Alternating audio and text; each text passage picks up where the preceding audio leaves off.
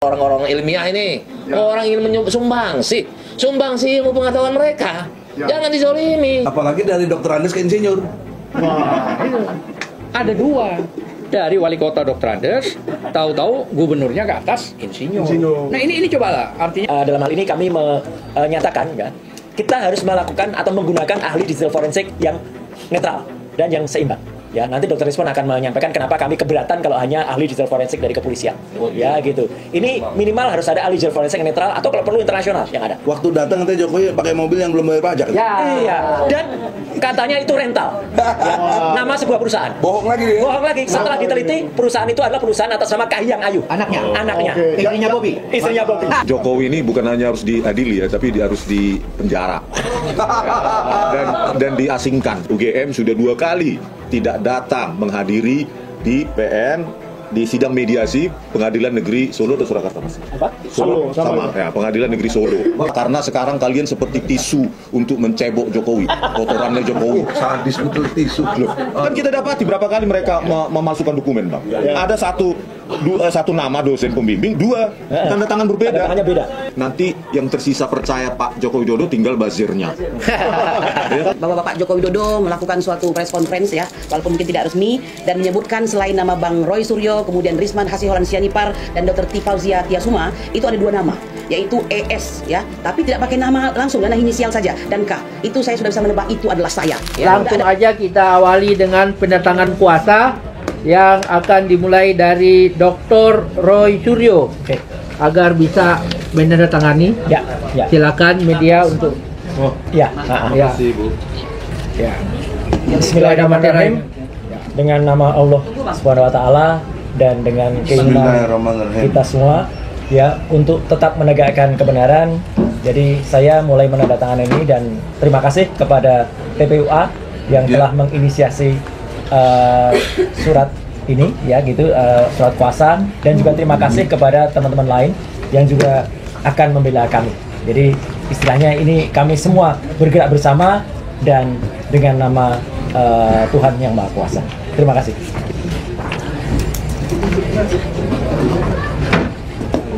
Ya, Satu lagi ya, Rismon. Selanjutnya Dr. Rismon Sianipar. Kata pengantarnya idem saja ya. Ya. Sudah diwakili oleh Ya. Pak Roy. Ya, sebenarnya. Terima kasih atas tim TPUA yang dipimpin oleh Bang Profesor Egy Sujana. Iya, terima kasih. Supaya Jadi tidak ada yang lain selain Pak Dr. Egy Sujana. Pak Profesor sehat selalu. Ya. Amin ya Dan Allah. Bapak Terima kasih brother Respon. Ya. Ya.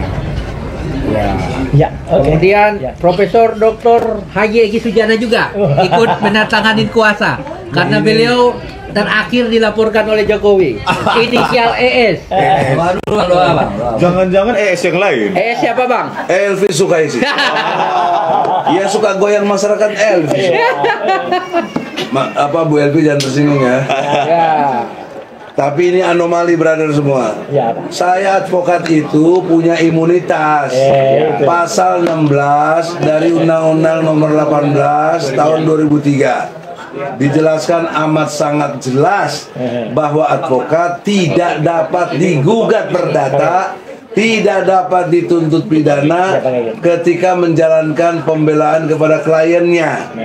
Dalam konteks ini saya membela yang namanya Bambang Tri, Gus Nur, Muslim Arbi, kemudian Dr. Taufik, Hatta Taliwang, itulah dan Rizal Fadilah. Ya. Itu prinsipal. Saya sedang membela dia dalam mencari segala macam bukti-bukti untuk pembelaan, termasuk melakukan pengaduan kepada Mabes Polri tanggal 9 Desember. Ya, 2024. 2024. Ini udah kurang lebih sekarang 5 bulan lalu lah. Sudah mulai proses. Bahkan jalan. Nah, alhamdulillah pihak kepolisian saya acungkan jempol sudah mulai proses. Tapi kelamaan 6 bulan. Giliran Jokowi baru sehari udah diproses. Nah, itu tidak sesuai dengan pasal 27 ayat 1 UUD 45. bahwa setiap warga negara berkesamaan kedudukannya di depan hukum dan pemerintahan tanpa kecuali. Ya, sip. Kenapa si Jokowi dikecualiin? Tapi saya tanda tangan juga lah. Bukti taat hukum. Begitu Michael Sinaga. Kalau ini tanda tangannya asli Pak ya? Asli. Ijazah juga asli saya. Ada anugerah profesornya juga ada. Jelas asli. Saya dulu caleg PKS. Dia pernah caleg. Nggak mungkin nggak diverifikasi oleh KPU. Nggak mungkin nggak diverifikasi oleh partainya sendiri. Makanya PDIP juga bikin mesti penjelasan kenapa PDIP. Gimana memverifikasi. Baik pemirsa, kita saksikan bersama Profesor Dr. Egy Sujana menandatangani pemberian kuasa. Jadi selama ini beliau menerima surat kuasa, hari ini beliau menandatangani surat kuasa untuk dikuasakan. Satu lagi Kurnia on the way, Kurnia. Saya bacakan ya sambil menunggu yang lain. Saya bacakan. Pengacaranya diwakili oleh saya dengan Pak Azam. Ya, ada di sini pengacaranya. Tanda tangan juga. Tekan dulu. TPWA akan ditandatangani langsung oleh Bapak Azam Khan dan Damai Hari Lubis. Silakan dari Pak Damai yang paling pojok. Kemudian Pak Azam. Ini penerima kuasa. Ya. Saya baca dulu, jangan main teken aja. Nanti, waduh. Pemberi kuasanya adalah Dr. Roy Suryo, Dr. Rismon Hasyanipar, Bali G. Nggak ada Bali G. Dr. Tifauzia Tiasuma, ini orangnya belum ada. 4. Profesor Dr. Haji Egy Sujana SH MSI. Saya teken. Bismillahirrahmanirrahim. Mudah-mudahan harus pulang mereka pada panggilan hari pertama. Tidak ada alasan penahanan. Tidak ada penahanan. Harus pulang. Wajib pulang. Pertanyaannya kalau tetap ditahan. Lawan.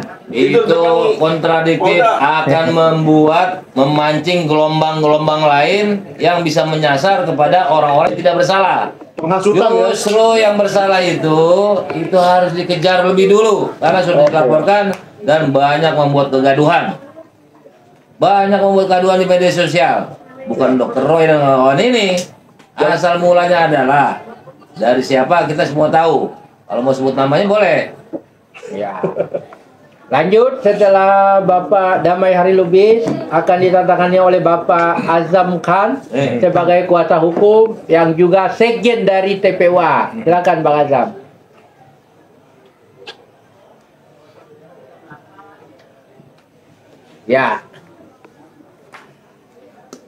Bisa saya bacakan Bang Azam? Jadi ini akan saya bacakan surat kuasa yang bertanda tangan di bawah ini. 1. Bapak Dr. Roy Suryo. 2. Bapak Dr. Rismon Hasyanipar. 3. Dr. Tifauzia Tiasuma. 4. Profesor Dr. Haji Egy Sujana SH MSI. Dan yang menerima kuasa adalah 1.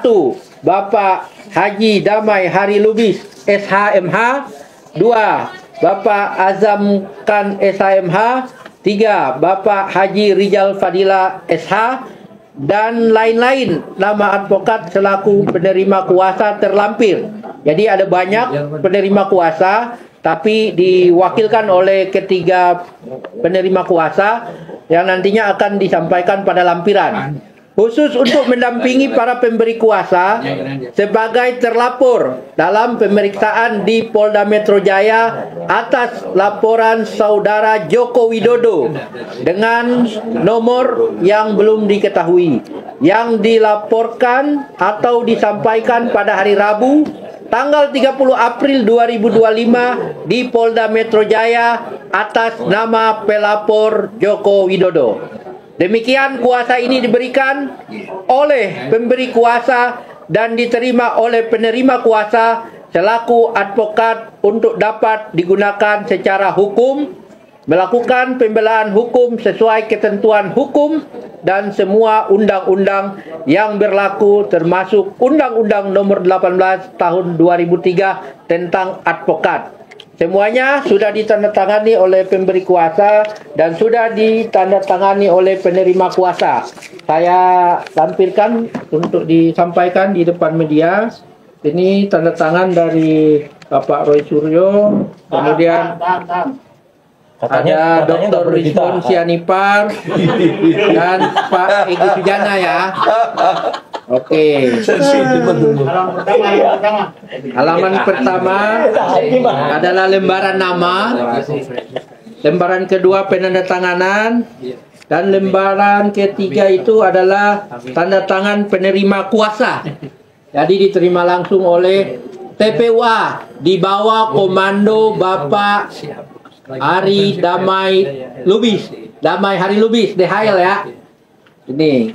Ya, oke. Baik pemirsa dimanapun Anda berada, selanjutnya kita akan dengarkan pembacaan surat resmi dari TPUA terkait adanya laporan dari Joko Widodo di Polda Metro Jaya pada tanggal 30 April 2025. Untuk itu kepada Bung Michael silahkan bacakan di depan media. Silakan Bu. Oke, pertama-tama kembali lagi saya Michael Sinaga dari Sentana Podcast. Dan hari ini saya diberikan kepercayaan oleh Pak Egy Sujana dan tim TPUA untuk membacakan sebuah surat yang sudah dilayangkan kepada Presiden Republik Indonesia dan kepada saya bacakan semua ya, DPR RI, DPD RI, Menko Polhukam, Kapolri, Kejaksaan Agung, kepada pers dan untuk arsip. Ditandatangani oleh Prof. Egy Sujana selaku Presiden TPUA dan Azam Khan selaku Sekjen TPUA. Keduanya ada di sini. Jadi saya bacakan surat tersebut yang isinya dalam hal adanya laporan polisi dari Joko Widodo tertanggal 30 April 2025 di Polda Metro Jaya. Isinya 1. Baik laporan ke Polres Metro Jakarta Pusat atas RS mungkin ini ya, 2 RS-nya ya. T saudara kembar dan RF ini dirahasiakan sama ya. maupun RS, T, ES dan K seluruhnya berkaitan dengan dugaan ijazah palsu UGM Joko Widodo terkait dengan kunjungan TPUA ke UGM dan Solo atau Surakarta, Jawa Tengah untuk mencari informasi, klarifikasi maupun verifikasi skripsi dan ijazah Jokowi. Oleh karenanya, harus selesai dulu pembuktian asli atau palsunya skripsi dan ijazah Joko Widodo, baik dari hasil forensik maupun ada putusan pengadilan tentang keaslian ijazah Joko Widodo dengan 2 gelar yang berbeda, Dokter Andes dan Insinyur. Selanjutnya, kami belum pernah membaca dan mengetahuinya saat di tahun 1980 ada calon mahasiswa yang bernama Joko Widodo mendaftar di UGM. Apalagi nama Joko Widodo diterima di UGM khusus teknologi kehutanan menurut yang bersangkutan. teknologi Kayu ya Pak ya? Teknologi kayu. Nggak ada kayak katanya jurusan itu ya Pak ya? Kedua, TPUA telah membuat laporan berupa pengaduan masyarakat ke Bareskrim Mabes Polri yang diterima di tanggal 9 Desember 2024 dengan lampiran 1 bundel putusan pengadilan. Lalu mengajukan 9 bukti tambahan pada tanggal 20 Maret 2025, 1 bukti tambahan pada 7 April 2025, dan 4 bukti tambahan pada 22 April 2025. Kemungkinan ini karena setelah UGM ya Pak ya, ada bukti-bukti tambahan ini. Ketiga, atas laporan pengaduan dugaan skripsi dan ijazah palsu Jokowi dengan terlapor teradu Jokowi sebagai pelaku plagiar dader, dugaan pembuatan skripsi palsu, serta Jokowi sebagai penyuruh doen plagiar atau penyerta mede plagiar. Wah, ini bahasanya bahasa pengacara sekali. Bahasa hukum. Untuk pembuatan yang diduga ijazah palsu, ini harus diproses terlebih dahulu sebelum pemeriksaan delik pencemaran nama baik dan fitnah pencemaran nama baik 310 KUHP, 27 Undang-Undang ITE, dan fitnah pasal 311 KUHP atau lainnya termasuk penghasutan 160 KUHP. Harus ada pokok pidananya suatu perbuatan pidana saat penghasutan terjadi. Keempat, telaah saintifik Dr. Rismond yang sudah hadir di sini, baik font Times New Roman yang belum ada atau digunakan tahun 1985, demikian juga dengan operating system Windows yang baru digunakan 1992, menyebabkan lembar pengesahan skripsi Joko Widodo terindikasi kuat palsu. Belum lagi format tanpa penguji, kapan diuji, siapa dekan sesungguhnya, serta pembimbing apakah Prof. Ahmad Sumitro atau Kasmujo, sebagaimana yang diakui Joko Widodo. Dalam skripsi tidak ditemui nama Kasmujo. Kelima, demikian juga gelar Prof. Ahmad Sumitro yang doktor dalam naskah skripsi dan profesor dalam lembar pengesahan. Lalu dokumen dari Aida Greenberry, putri Prof. Dr. Sumitro, yang berbeda, Soemitro dan Sumitro, dengan tanda tangan yang nampak beda, membuat keyakinan dan dipastikan bahwa lembar pengesahan skripsi Jokowi adalah palsu. Artinya skripsi Jokowi palsu, bagaimana bisa ijazah menjadi asli? Juga sebelumnya TPUA telah jalani persidangan pidana di PN Surakarta atau Solo.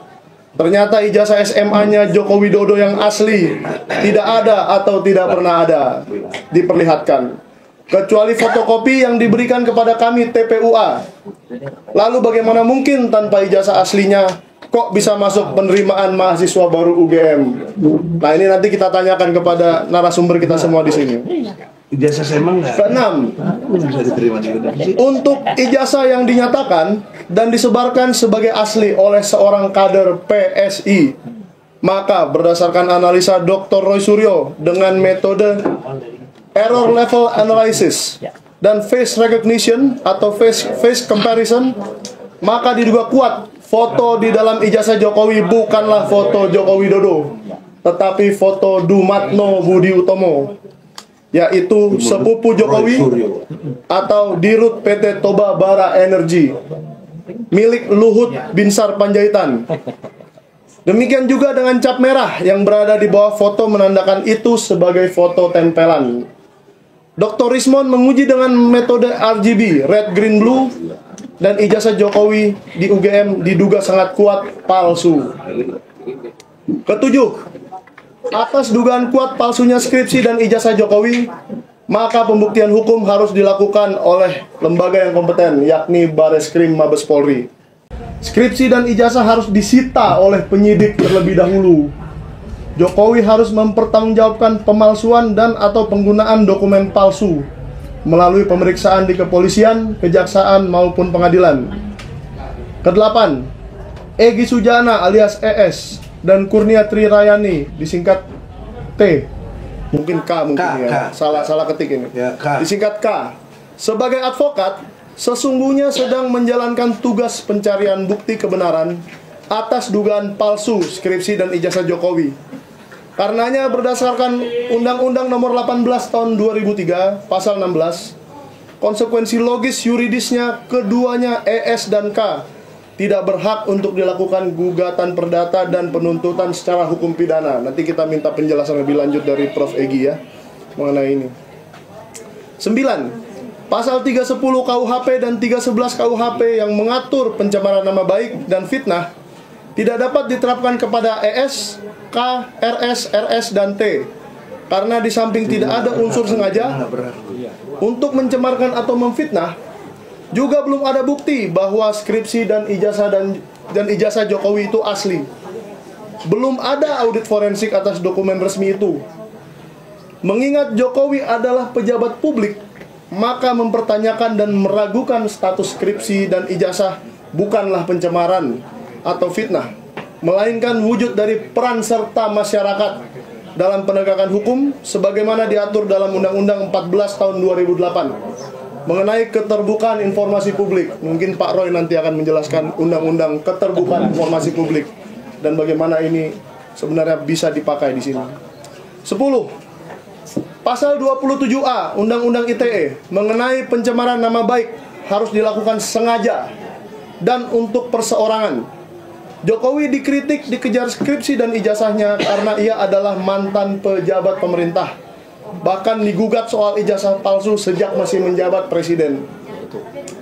Kini juga Jokowi masih menjabat sebagai pejabat publik Dewan Pengarah PT Danantara. Pasal 27A maupun 27 ayat 3 Undang-Undang ITE tidak dapat diberlakukan bagi ES, K, T, RS, dan RS. Merujuk pada putusan MK. 11. Untuk pasal 160 KUHP lebih parah lagi, sebab adanya penghasutan itu harus terjadi tindak pidana sebagai kausalitas ujaran hasutan. Putusan MK nomor 7 garis miring PUU strip 7 garis miring 2009 mengubah delik formil pasal 160 KUHP menjadi delik material. RS, RST, dan RF tidak pernah menghasut dan di UGM ataupun Solo tidak terjadi peristiwa pidana. 12.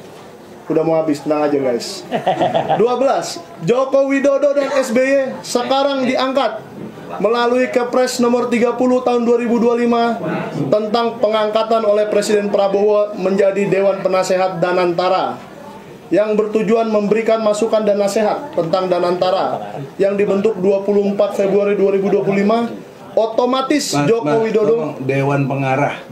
Oh, Dewan Pengarah Danantara. Berarti salah. Ya, bukan penasehat. Koreksi aja. Dikoreksi. Otomatis Joko Widodo menjadi orang penting di Danantara. Hal ini jelas dengan adanya putusan MK 105 garis miring PUU strip 22 strip 2024 bahwa tidak berlaku terhadap lembaga pemerintah, institusi atau kelompok identitas tertentu. Artinya boleh mengkritik pemerintah dan pejabat tersebut secara otomatis tidak bisa melaporkan ke polisian atas putusan MK tersebut. Yang ke-13 saya bacakan Pak ya. Yang ke-13 ini tambahan, belum ada di surat. Ya nggak apa-apa lagi. Bahwa menurut pasal 17A UUD 45 melakukan perbuatan tercela, maka Joko Widodo telah melakukan pemalsuan identitas dan ijazah palsunya. Konsekuensinya Joko Widodo tidak berhak mendapatkan kehormatan sebagai mantan Presiden RI ke-7. Juga segala fasilitasnya harus dicabut, termasuk tanah, rumah dinas yang diberikan negara harus dikembalikan kepada negara, termasuk kebijakan hutang dan pajak negara dibatalkan. Untuk itu DPR RI dan MPR RI diminta untuk bersidang istimewa. Dan kemudian keren kan tuh dampak ijazah harus sidang istimewa karena ijazah palsu pertama kali ini. Dan Joko Widodo diproses secara ketentuan hukum yang berlaku di wilayah Negara Kesatuan Republik Indonesia. Hormat kami, Jakarta 2 Mei 2025, Prof. Dr. Haji Egy Sujana SH MSI, Presiden TPU. Takbir, Allah Akbar. Luar biasa sekali ini. Ya, jadi Bung Michael, selama ini Pak Prof. Egy Sujana sering menerima surat kuasa, menerima kuasa. Tapi kali ini beliau dilaporkan. Oh, oke. Kali ini beliau dilaporkan secara resmi oleh Joko Widodo. Nah, kita mendengarkan dulu. Kira-kira bagaimana pendapat Bang Egy terkait pelaporan yang disampaikan oleh Jokowi. Silakan Bang Egy. Ya, silakan. Kita geser dulu mic-nya. Termasuk Michael Sinaga digeser dulu. itu mic juga. Yang ini kegedean, nggak bisa digeser. Itu mic juga itu. Bismillahirrahmanirrahim. Assalamualaikum warahmatullahi wabarakatuh. Waalaikumsalam. Alhamdulillah, segala puji dan puja hanya bagi Allah Subhanahu wa ta'ala. Saudara-saudara, saya dilaporkan menjadi blessing, anugerah dari Allah.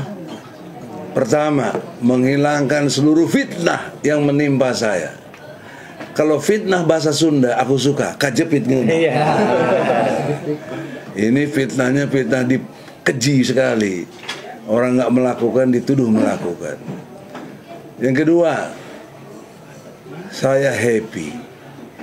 Kalau orang happy, relax menghadapinya, gitu loh mereka. Kenapa harus happy? Disinilah orang nggak banyak tahu.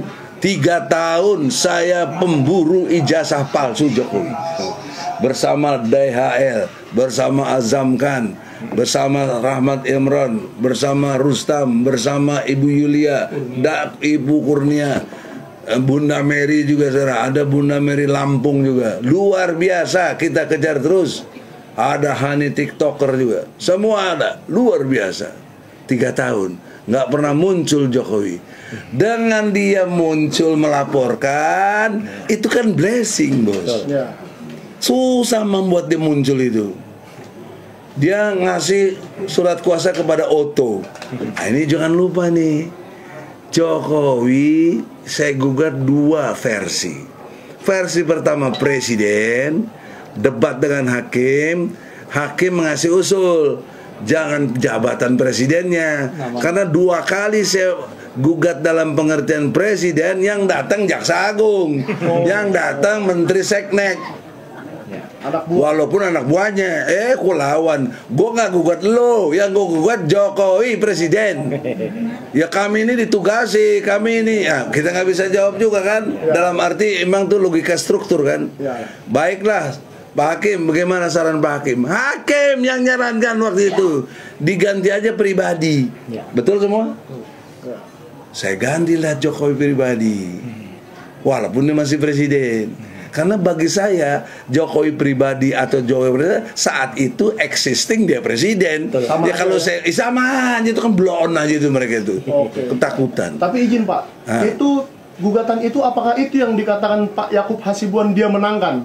Iya, itu yang dia menangkan. Kapan dimenangkan? Coba, gila itu orang itu. Jadi bukan menang itu ya? Yang bukan menang, apa yang menang orang kita beralih subjek hukum yang kita gugat. Diperbaiki. Makanya baru muncul si Otto. Jadi Otto diberi kuasa, saya lihat juga tanda tangan basah Jokowi. Waktu itu saya gugat terus karena Jokowi nggak pernah bikin tanda tangan, tidak pernah. Malah bikinnya surat tugas kepada Jaksa Agung, kepada Menseknek. Gua nggak anggap di sidang, apa lu tuh siapa, nggak ada urusan malu. Gue yang urusan gua bang presiden. Menseknek waktu itu Pratikno ya Pak? Iya, Pratikno. Harusnya Bapak waktu itu udah dapat Pak Pratikno sudah datang ke sidang ya? Enggak yang datang anak buahnya ya? Anak buahnya yang levelnya office boy, gua nggak tahu kali. Siap, lanjut Pak. Tidak menghina ya, istighfar ya. Tapi nggak leverage dong. Kan gue lawyer, harus yang datang lawyer juga. Gue gugat, tapi saran hakim sangat bijaksana. Oke, ku pindah menjadi pribadi melawan Jokowi dan muncullah Otto. Ketika muncul Otto, dia mungkin sudah styling dengan hakim, terkondisilah semua. Saya dikondisikan mesti maksa sidangnya dengan offline. Ya saya tidak mau kok offline. Ini kan sidang terbuka. Sebelum offline, gimana? Pernyataan harus disepakati yang tidak mau ditandatangani penggugat. Kan untuk offline perlu disepakati. Si Otto main datangnya ke depan tanda tangan. Sudah disiapkan. Sudah disiapkan. Saya dipanggil, nggak mau saya. Enak aja. Gua nggak sepakat. Nah, logika hukum perdata. Ini perlu dipahami. Ini mau hukum nih. Hukum tertinggi dalam perdata adalah kesepakatan. Jadi jika saya satu pihak yang tidak bersepakat, batal demi hukum dong. Pertanyaan seriusnya, kenapa dijalankan terus? Oke. Kan harusnya kita yang gugat. Dan ini udah tahap ketiga loh. Tahap pertama, gugatan saya cabut karena Bambang Tri dan Gus Dur ditangkap.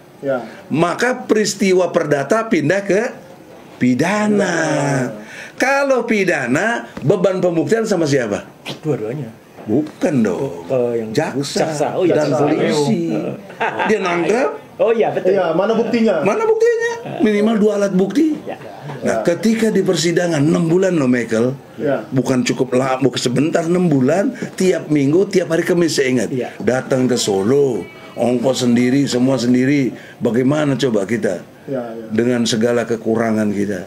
Tapi Allah tetap beri pertolongan, kekuatan yang dahsyat, nggak akan takut. Karena menurut ilmu hukum juga anomali. Ini udah diprotes oleh DHL. Anomalinya apa? Gus Nur Bambang Tri TKP-nya di Malang, Jawa Timur waktu podcast. Kan mestinya diperiksanya di Malang dong, sesuai dengan TKP. Ini ditangkap di Jakarta.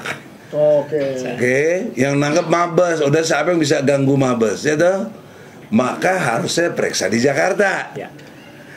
Dipindahin ke Solo coba. Bagaimana coba? Alasannya memang ada, saksi-saksi banyak dari Solo.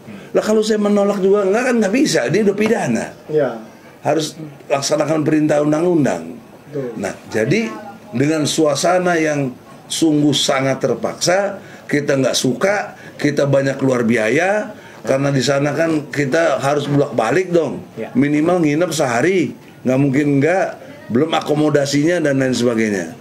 Tapi atas izin Allah semuanya bisa dilakukan, dan tibalah saat sidang demi sidang, saat masuk pembuktian. Tentu saya tagih dong ijazah aslinya. Apa kata jaksa? Nggak ada bang, saya cuma dapat fotokopiannya. Dapatnya cuma begini. Yang itu kan dilegalisir. Lu kan ngadilin apa, menghadiri tokoh Profesor siapa saya lupa, kalau nggak salah dari UKI, ahli hukum pidana, tentang fotokopi bisa nggak jadi alat bukti? Ya nggak bisa, dia bilang. Dia ceritalah pengalaman, ada mahasiswa saya yang hilang juga, tapi ada laporan polisi. Nah, saya nanya sama polisi lagi, di situ lewat jaksa, Jokowi hilang nggak ijazahnya? Ada laporannya nggak? Kagak ada. Berarti kan nggak hilang dong. Oke? Itu confirm itu. Terus gimana nih? Nah, karena saya nggak puas, gini-gini, jaksa sini, jaksa. Ini kan meja hakim nih. Saya duduk situ, dia duduk sini. Ini jaksa, ini saya. Ke depan semuanya depan hakim. Saya perlihatkan Pak Hakim, gini, ente anggap hakim ya. Pak Hakim, ini ijazahnya fotokopi dan memang dilegalisir. Tapi apakah ini bisa jadi alat bukti? Ya nggak bisa, kata hakim. Jadi gimana Pak Hakim penunjuknya? Yaudah nanti saya catat. Catat apaan? Kok dicatat? Ya. Harusnya kan batal demi hukum sidang itu. Hakim itu memutus, bukan mencatat. Bukan catat. Itu orang cerdas begini. Ya akhirnya kita gimana? Hakim cuma begitu. Nampak sekali hakim telah berpihak kepada jaksa dan polisi. Oke? Duduk bareng lagi. Oke, catat lah, saya percaya deh. Catat Pak ya, nanti putusan akhir lo jangan sampai gue dikalahin, gue bilang. Iya dong. Karena udah telak saya menang itu. Dia nggak punya aslinya. Berarti tuduhan hoak, tuduhan menghebohkan masyarakat, tuduhan berita palsu, tuduhan kita menyampaikan tentang ijazah palsu, tidak benar. Yang benar memang nggak punya ijazahnya. Gitu. Akhirnya tiba putusan, tuntutannya 10 tahun. Bayangkan Roy, Simon, 10 tahun itu, aduh, emangnya sedikit. Akhirnya kita gugat terus dalam arti membela yang maksimal, tapi tetap dihukum 6 tahun. 6 tahun. Ini kekeliruan besar. Saya banding. Waktu banding di Pengadilan Tinggi Jawa Tengah di Semarang, ongkos lagi, apa lagi, 3 bulan itu kurang lebih, ya toh? Putusannya diturunkin jadi 4 tahun. Menang dong, menang dong dari segi jumlah. Saya lihat diktum-diktumnya itu. Kenapa kok dikurangi? Ternyata tidak ada pasal 14 dan 15 Undang-Undang Nomor 1 tahun 46. Tidak ada. Dikesampingkan, diignore, diabaikan. Itu padahal yang tuduhan utamanya tentang ijazah palsu. Justru nggak ada. Yang ada disebut tentang ujaran kebencian dari Undang-Undang IT. Saya kritik lagi itu Pengadilan Tinggi. Ujaran kebencian itu menurut pasal 56 KUHP itu kan untuk agama. Ya toh? Untuk agama, untuk apa? Terus di alasannya untuk sara, suku, agama, ras, antar golongan. Coba lu pakai otak, otak lu pakai. Apakah ijazah palsu soal agama? Apakah ijazah palsu soal golongan? Apakah ijazah palsu presiden itu soal ras? Kagak.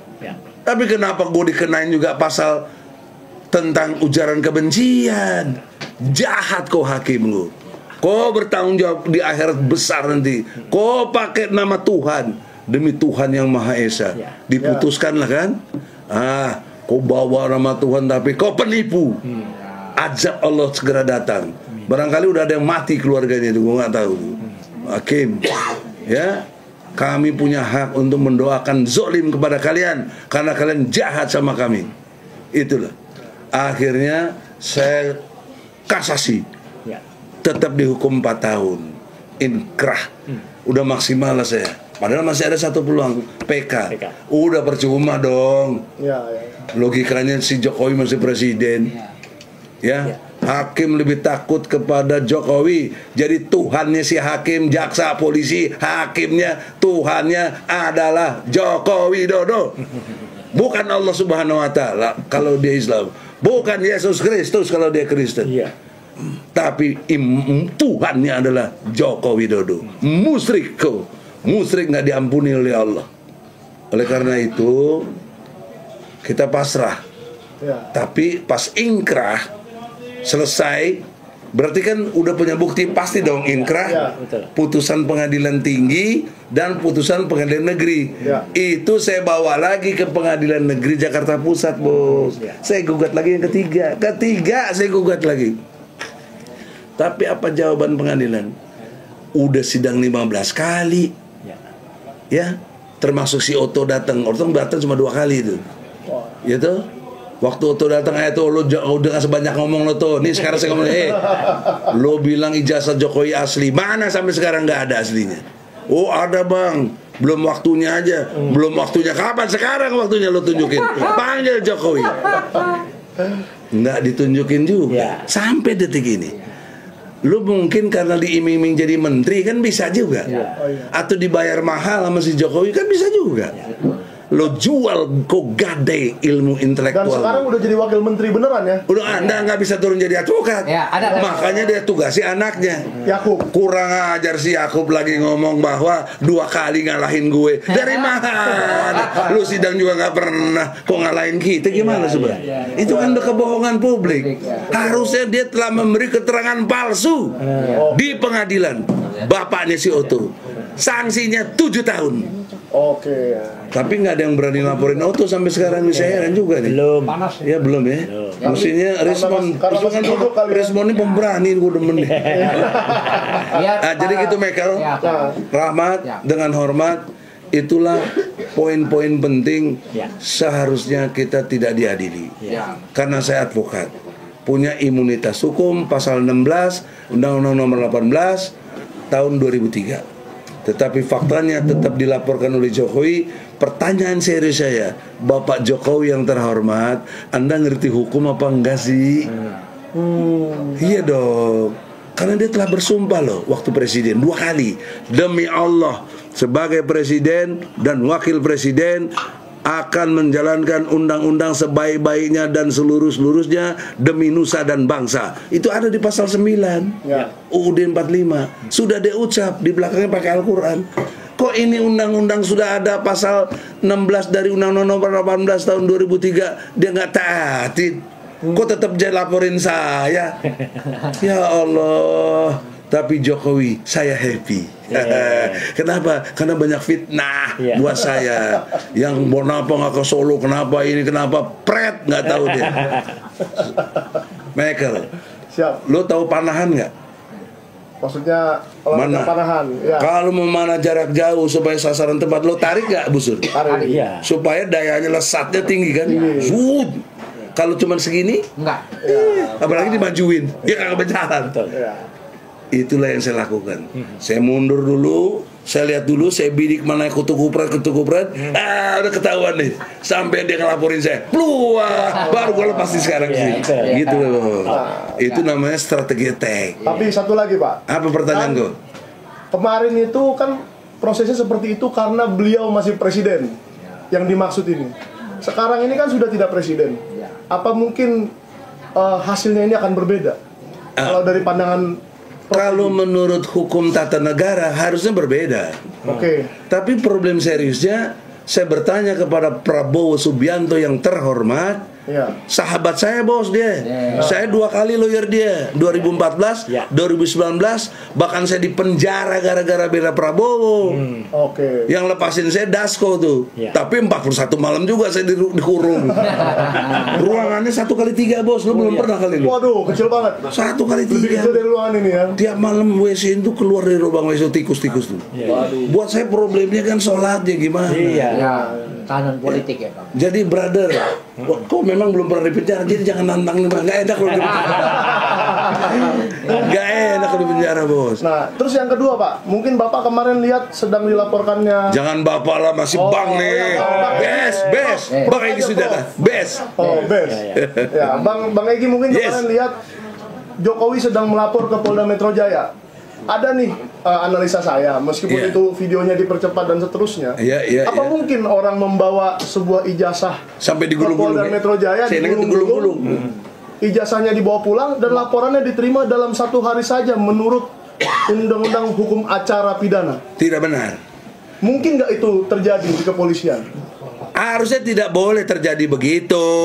Ya. Prosesnya gimana sih yang benar kalau orang biasa melapor kalau ke polisi? Itu jagoannya hukum acara Bang DHL. Coba jelasin DHL. Silakan. Coba izin Pak. Supaya ada bagi-bagi tugas lah. DHL sekarang kamu menjelaskan terkait hukum acara. Terkait hukum acara. Ya, silakan Pak. Sebelum saya jawab, mana? Dekat ini. Ya.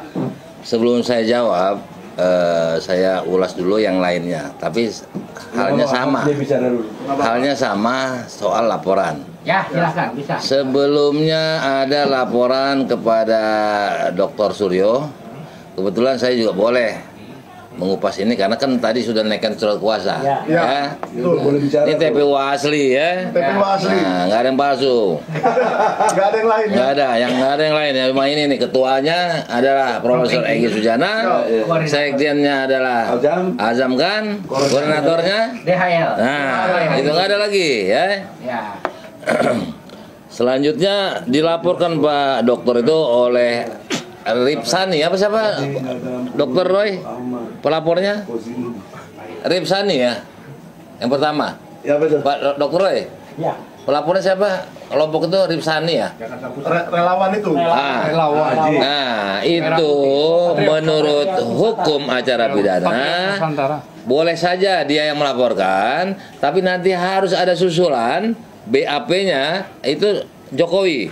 Selama itu Jokowi tidak di BAP dalam pelaporan tersebut, itu berarti perkara itu tidak ada. Yang pertama ya diabaikan, itu tong sampah. Kecuali karena ini delik aduan harus Bapak Jokowi yang maju. Boleh didahulukan gitu, nggak sempat ya kan? Nah, yang penting catatan masuk dulu. Tetap orangnya harus hadir. Jadi selama itu tidak hadir nanti Pak Dr. Suryo, itu nonsen itu perkara. Yang Jakarta Pusat. Ya, nah itu ignore itu. Ya. Nah, selanjutnya Jokowi laporkan. Yang Polda Metro Jaya. Ya. Itu sehari itu. Yang 1 hari kan? Ya, Polda Metro. Belum boleh ada panggilan sekalipun sebelum itu ada pemeriksaan terhadap ijazahnya. Karena untuk menyidik perkara laporannya. Jadi sebelum ada hasil penyidikan laboratorium forensik, analisa digital Pak ini bisa menjawab ya. Itu nggak boleh ada panggilan kepada Dr. Roy dan kawan-kawan, apalagi kepada Dr. Egy, ya kan, yang menyusul di sana. Dr. Egy nggak ada di laporan pertama. Dulu waktu pertama nggak ada nama saya. Nah, nggak ada. Nah, sekarang ada, ya. Nah, jadi semuanya ini tidak boleh dipanggil sebelum ada itu, karena polisi untuk menangkap itu harus punya kejelasan hasil lapor. Ya. Nah tadi masalah ditekuk-tekuk begitu memang kita bingung. Seolah dia tidak begitu menghargai ijazahnya yang sulit dia dapat. Yang Dokter Roy sama Dokter Simon tuduh palsu, dia tekuk-tekuk. Ukuran ijazah itu lebih besar juga. Nah, ya daripada map itu ya. Dan menurut media SD, SMP, SMA dan S1 itu pasti tebal. Terus akan sayang ditekuk-tekuk. Ya. Sekolahnya susah. Bang Egy mau tekuk-tekuk ijazah asli. Ya enggak lah, malah dilaminating gitu. Laminating. Dipajang. Nah, diperlihatkan beres. Tapi sudah lewat karena sudah dilaporkan. Mungkin sedikit Pak. Mungkin nggak Pak Dr. Rismon, bahwa kegiatan lab forensik yang dikatakan Pak DHL itu selesai dalam 1 hari dan dengan orang-orang yang tersedia di Mabes Polri. Itu ahlinya di Polda Metro Jaya, bukan Mabes. Di Polda Metro Jaya ada nggak orang-orang itu untuk mengerjakan itu dalam 1 hari? Berdasarkan informasi perdebatan dengan Pak Roy di Kompas dan di Liputan Pak Roy dengan Pak Yakub Hasibuan, mereka menunjukkan ijazahnya, pengakuannya SD sampai S1, tetapi bukan berarti meninggalkan, dibawa pulang. Kesannya seperti itu, dibawa kembali. Nanti kalau diperlukan akan kami tunjukkan lagi, begitu. Apalagi dilipet-lipet ya. Iya, dilipet-lipet. Jadi belum ditinggalkan untuk dikaji secara forensik. Dari pemahaman saya atas penjelasan Pak Yakub Hasibuan itu, ya cuma ditunjukkan, setelah itu dibalik bawa lagi. Itu yang saya jawab. Kalau hanya diperlihatkan, tidak boleh memanggil para telapor ini. Berarti harus memiliki hasil dan diperkuat saksi-saksi mereka. Ini belakangan ini. Iya. Nah, jadi gini. Terus. Ya, biar dulu. Biar selesaikan dulu di situ ya. Selesaikan dulu. Sorry. Jadi artinya kalau pemahaman dari Dokter Rismon itu fokus dulu di sini. Siap. Artinya yang saya mau sampaikan adalah ketika pemahaman Dokter Rismon itu hanya diperlihatkan daripada bahasanya ya, itu hanya diperlihatkan. Itu artinya tidak bisa memanggil beliau ini karena mereka penyidik ini kan mau memenjarakan orang. Ya kan? Ya harus lengkap lah bukti mereka. Bukan hanya bukti diperlihatkan, justru yang diperlihatkan itulah yang dipermasalahkan oleh Pak Egy 3 tahun ini. Oleh Pak Rismon dan oleh Pak Roy. Justru yang diperlihatkan kepada penyidik tersebut itulah yang dipermasalahkan. Mau asli apa tidak?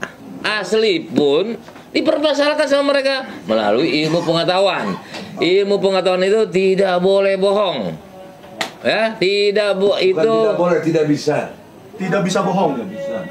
Ya, artinya kalau Pak Rismon kan bohongi kita bisa, kita nggak tahu, nggak ngerti. Tapi ilmu pengetahuan itu tidak boleh bohong. Ilmunya termasuk sejarah, apalagi ini mengandung digital. Itu nggak boleh. Itu hukumannya bisa neraka juga oleh orang-orang yang ahli itu yang membohongi kita.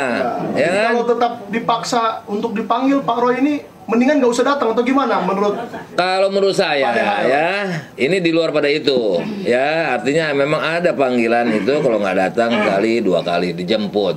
Ini kan masalahnya nih, penegakan hukumannya benar apa tidak? Kalau benar datang boleh, tapi hanya untuk menanyakan. Ya, pengacara cukup juga boleh menanyakan.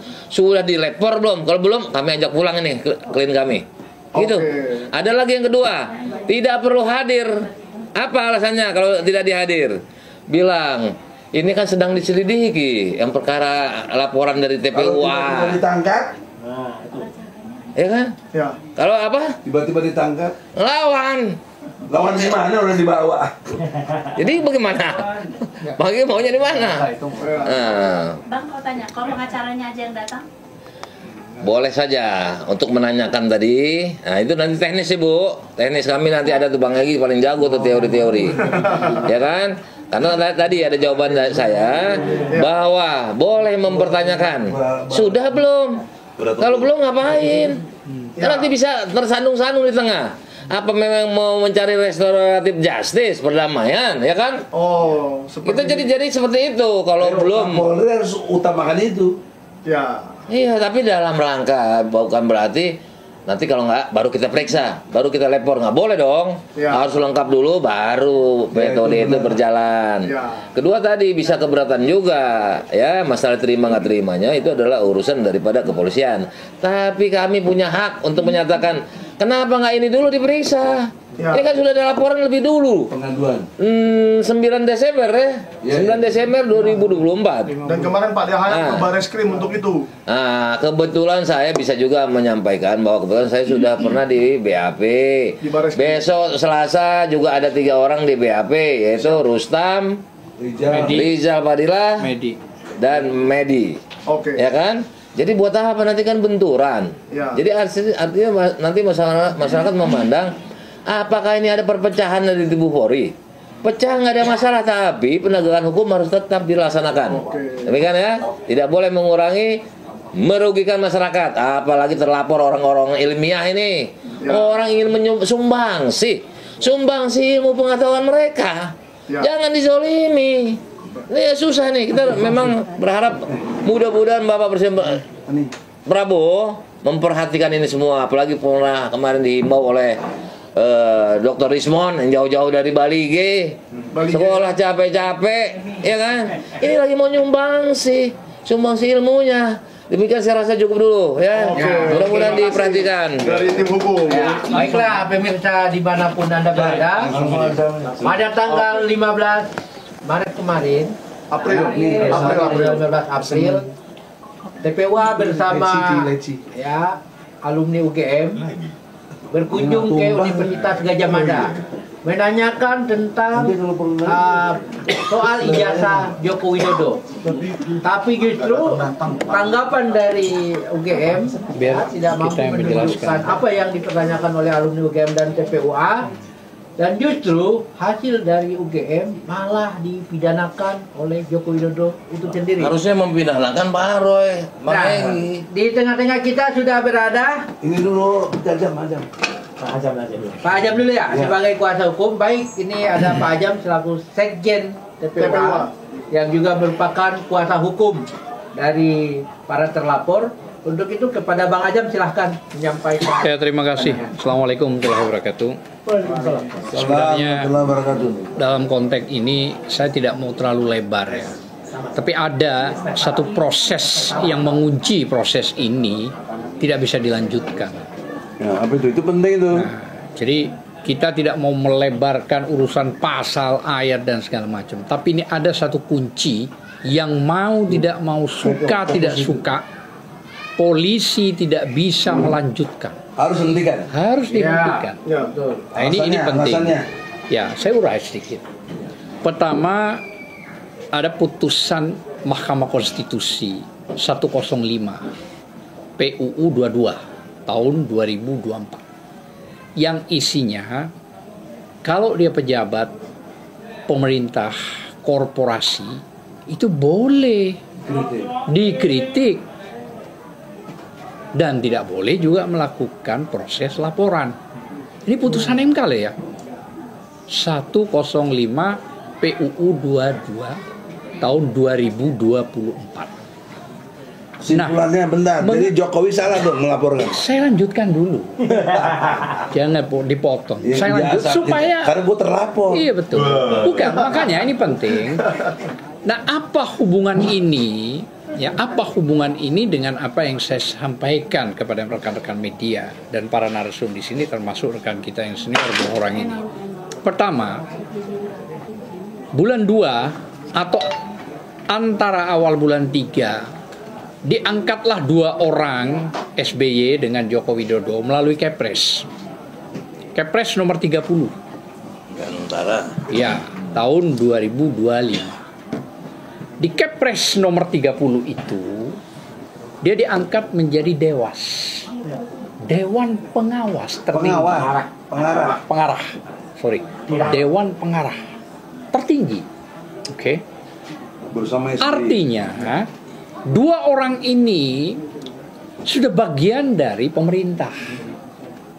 Tidak bisa dibantah apapun itu. Nah, dari Kepres 30 ini seharusnya khusus Joko Widodo X7 Presiden yang lalu tidak perlu melakukan upaya-upaya yang menggugurkan laporannya sendiri gitu ya. Kenapa? Karena dia menerima gaji sudah. Bulan 2 dikepreskan, bulan 3 udah terima gaji, bulan 4 sudah terima gaji, dan berikutnya lagi ini. Maka secara otomatis dia pejabat negara. Nah kalau sudah pejabat negara, sesuai putusan yang saya sebut tadi 105 PU 22 tahun 2024, tidak boleh melaporkan, dikritik malah boleh gitu loh. Ya, betul. Ini putusan loh ya, yang tertinggi loh ya, MK gitu loh ya. Bukan cuma dikritik, kalau kita melaporkan malah boleh kan? Boleh, oh enggak apa-apa, enggak apa-apa itu. Rakyat boleh melaporkan karena uang gaji itu dari rakyat. Jadi itu hak mutlak dan tidak bisa dibantah itu. Mau dibantah dari sisi mana? Nah ini yang saya perlu sampaikan kepada rekan penyidik, mulai dari Mabes Polda sampai Polres, ya. Ini jangan dikesampingkan karena ini bahaya juga kalau dikesampingkan gitu loh ya. Iya, ini putusan tertinggi. Nah, selanjutnya kita bicara soal laporan-laporan di beberapa Polres. Yang dilaporkan kan macam-macam, termasuk pasal 160 kan kira-kira begitu. 160 ini nggak berlaku karena tidak ada pokok pidananya. Tadi sudah disinggung oleh Bang Egy, Bang DHL, nggak ada pokok pidananya. Kalau orang menyuruh pada saat di podium itu ada Hana gebukin, digebukin bener Hana, berarti ngasut. Ya. Nggak ada kejadian apa-apa. Nggak ada apa-apa. Saya perjelas lagi bahwa pada saat mau berangkat ke UGM yang tadi sempat disinggung, kita melalui surat resmi. Bukan tidak surat resmi, kita ajukan kepada UGM menjawab melalui saya. Dan dilanjutkan saya kasih ke Arif, saudara Arif, karena dia berangkat. Jadi menjawab surat itu sudah. Dia ngasih 5, kita minta 20 orang. Dia ngasih mulai dari jam 8 sampai jam 9, kita minta jam 8 sampai jam 12 kan siang. Nah akhirnya iya, artinya terjadi jawab menjawab. Hanya diindikasikan di kilometer 182 ya, terjadi masalah. Salah satu masalahnya yaitu trouble di street, di jalan, seolah-olah ada kecelakaan, accident gitu loh.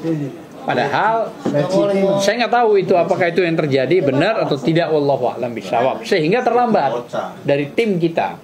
Namun alhamdulillah dari 3 orang pakar ini, baik Dr. Roy, Dr. Rismon Sianipar maupun Dr. Tifa, mendahului masuk ke UGM. Walaupun terkejut ada 16 atau berapa orang gitu loh ya.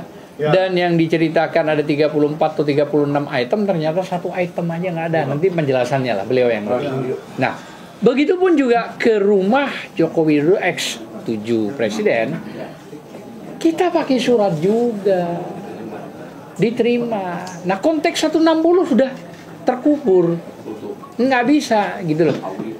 Artinya dipaksakan masuk di situ, udah nggak ada.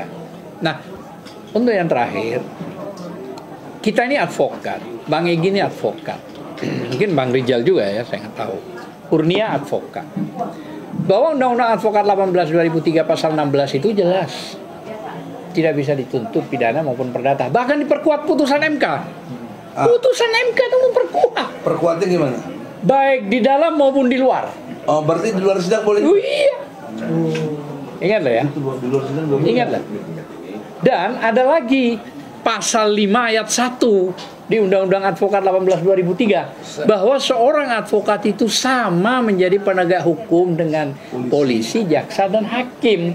Ini sebagai penegak hukum? Iya, penegak hukum. Masa penegak hukum dihukum? Nah, makanya itu. Jadi ini yang penting dulu kita awali.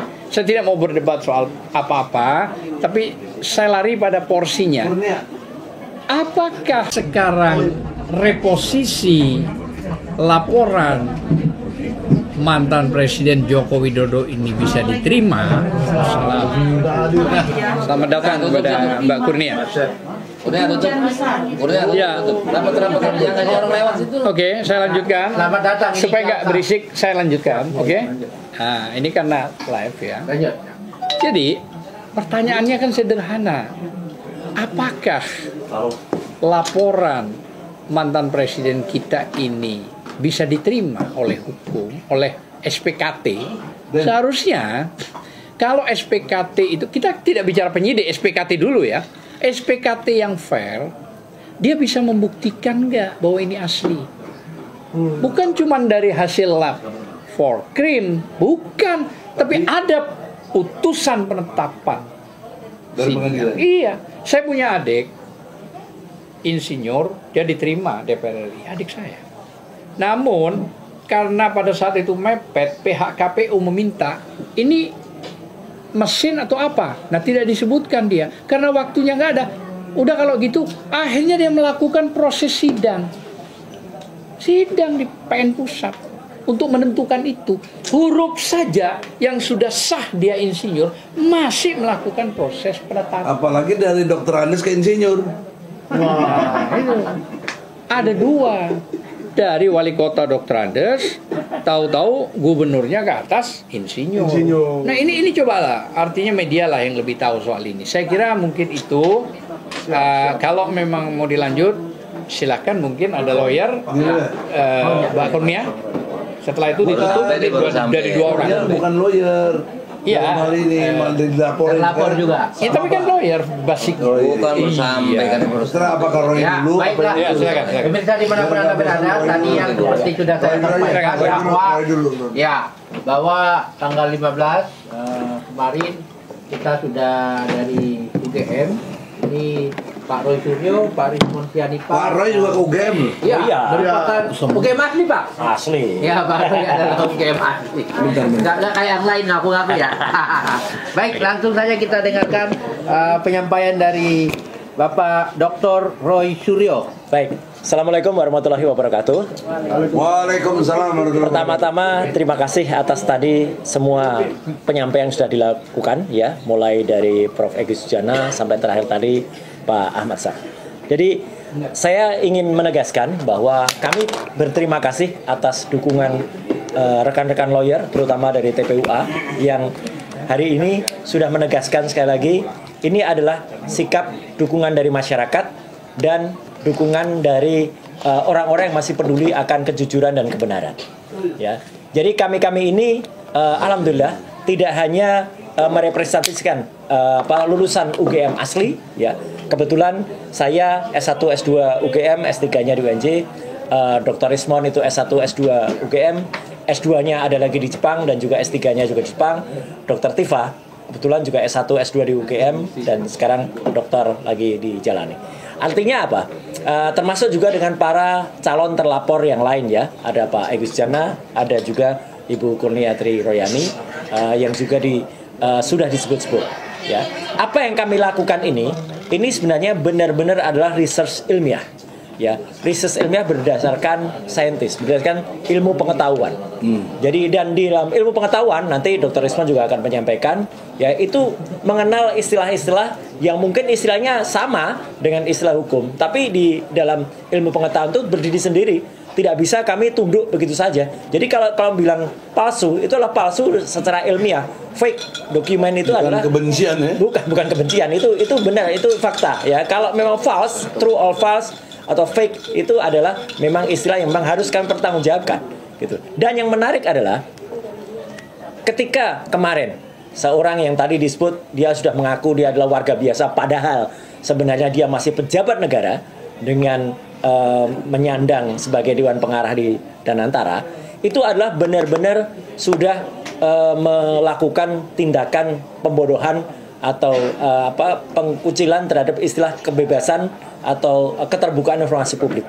Karena justru pada tanggal kemarin hari Rabu ketika dia melaporkan pada tanggal 30 April itu sebenarnya diperingati sebagai Hari Keterbukaan Informasi Nasional. Seharusnya di situ orang itu mengungkapkan tentang keterbukaan informasi. Undang-Undang Nomor 14 tahun 2008 itu adalah memutuskan soal keterbukaan informasi dan itu diputus dulu pada tanggal 30 April tahun 2008. Jadi 17 tahun usianya dan sekarang sudah berlaku. Dia datang ke Polda Metro Jaya tepat pada Hari Keterbukaan Informasi untuk menutupi keterbukaan yang ada. Yang seharusnya dia harusnya datang di Solo untuk menunjukkan keterbukaan informasi terhadap sidang yang dilakukan gugatan oleh Dr. Taufik dan kawan-kawan. Justru dia tidak membuka keterbukaan informasi, justru dia menutup dan hanya menunjukkan kepada penyelidik. Apa yang dilakukan terhadap penyelidik itu sama sekali adalah bukan tujuan awalnya. Artinya sama sekali tidak memenuhi syarat. Karena apa? Karena awal itu orang hanya membuat LP saja, dan mungkin di BAP prosesnya meskipun dikatakan seolah-olah banyak dibeli 35 pertanyaan, biasanya 35 pertanyaan itu belasan pertanyaan hanya soal identitas dia pribadi. Jadi tidak menusuk ke pokok perkara, gitu loh. Nanti pokok perkaranya baru akan diperiksa setelah apa? Setelah nanti dipanggil saksi-saksi, setelah nanti ada ahli, ada uji pemeriksaan alat bukti yang nanti ada, dan setelah itu baru gelar perkara. Jadi dia memang harus datang lagi untuk menunjukkan itu, dan bagaimana ketika datang lagi itu ada ahli-ahli digital forensik yang nanti akan mungkin dihadirkan, dan kami juga dalam hal ini kami menyatakan ya, kita harus melakukan atau menggunakan ahli digital forensik yang netral dan yang seimbang. Ya, nanti Dr. Rizwan akan menyampaikan kenapa kami keberatan kalau hanya ahli digital forensik dari kepolisian. Ya, gitu. Ini minimal harus ada ahli digital forensik yang netral, atau kalau perlu internasional yang ada. Ada beberapa referensi ahli digital forensik internasional. Dan itu prosesnya gak cuman datang jam 10 kemudian jam 12 sudah pulang. Ya, itu nggak mungkin gitu loh. Jadi sekali lagi kita juga menyampaikan bahwa kami siap melakukan itu, apalagi kami terima kasih sekali lagi, alhamdulillah Allah Subhanahu wa taala sudah memberikan jalannya, ya. Kami didukung oleh para lawyer yang luar biasa dari TPUA, dan juga teman-teman yang mendukung sampai kemarin sudah ada ratusan kawan, ya. Kita ini satu, ya. Kita ini semua bergerak bersama, ya, untuk tujuan demi masyarakat. Kami bukan Roy Suryo sendiri, bukan Respons Yanipar sendiri, bukan Tifa sendiri, bukan Egy Sujana sendiri, bukan juga Bu Kurniatri Royani sendiri, tapi kita bergerak atas nama masyarakat. Satu kata yang terakhir, yang penting adalah kejujuran. Dan kalau memang kejujuran itu tidak bisa diungkap di sini, ya, memang kami rela untuk melakukan ini semua, dan insya Allah Tuhan Yang Maha Kuasa, Allah Subhanahu wa taala bersama kita semua. Terima kasih. Ya. Boleh sedikit teman-teman bentar. Ya. Waktu datang nanti Jokowi pakai mobil yang belum bayar pajak. Ya. Iya. Dan katanya itu rental. Ya. Nama sebuah perusahaan. Bohong lagi dia. Bohong lagi. Setelah diteliti, perusahaan itu adalah perusahaan atas nama Kahiyang Ayu. Anaknya. Anaknya. Istrinya Bobby. Istrinya Bobby. Ini fakta. Istri dari Gubernur Sumatera Utara. Istri dari Gubernur Sumatera Utara aktif. Ya. Jadi nggak berhenti berbohong kalau udah pensiun. Sekali sudah bohong akan tetap ditutupi dengan kebohongan. Ketagihan. Iya. Tapi sedikit Pak. Iya. Jadi tadi Bapak bilang datang jam 10 pulang jam 12. Iya. Apakah itu indikasi perlakuan istimewa? Iya dong. Loh iya, masuk aja mobil bisa masuk ke ruang SPKT. Oh iya, biasanya kalau kita jauh ya. Kita parkirnya dan disambut. Ya, disambut. Kita kagak pernah dari gitu. Iya, dan itu sebenarnya biasanya masuk dari pintu situ, masuk tuh dari pintu kiri, itu masuk dari pintu belakang gitu. Jadi perlakuan istimewa ya di Polda Metro Jaya. Nggak boleh itu. Kita harap tidak ada perlakuan istimewa lagi di kedua, ketiga dan seterusnya. Satu lagi, tidak boleh ada diskriminasi atau bahkan tidak boleh ada kriminalisasi. Oke, Ya. dan mohon dipakai ahli digital forensik yang netral. Ya, ini Dr. Rizwan akan bisa menambahkan. Ya. Baik, silakan. Ini ada juga alumni UGM asli juga ini. Oh, sangat asli. Silakan, Dr. Rizwan. Balik ya kedua. Yang ijazahnya berani ditunjukkan ya. Ya. Sekarang masih punya ijazah aslinya, Pak. Itu saya analisa juga. Terbukti. Ya, silakan. Jadi saya biar jangan berulang-ulang statement saya di beberapa podcast yang lalu Pak ya. Siap, ya. Angle-nya berbeda aja. Ya dong, berbeda. Yang terbaru. Jadi Jokowi ini bukan hanya harus diadili ya, tapi harus dipenjara dan diasingkan. Kenapa? Ya karena memang palsu. Kita uji pun ini, misalnya Pak Roy Suryo bilang ini nggak usah negara terlalu jauh, Singapura aja negara tetangga kita, Malaysia, nanti kita urunan untuk uji forensik. Ini pasti ini masuk gitu. Kalau laboratorium forensik ya yang hanya itu yang dipakai, kita nggak akan terima karena berkaca pada kasus Jessica Wongso ya, laboratorium komputer forensik dipakai jadi studio animasi digital. Jadi ini kita harus hati-hati para lawyer juga Pak, bahwa kita tuntut nanti ya supaya bisa diuji di tempat-tempat yang mereka sendiri nggak bisa intervensi. Kalau itu dilakukan 1 minggu selesai sebenarnya, dan pasti 11.000 triliun % palsu. Joko Widodo harus dipenjara di Nusa Kambangan kan.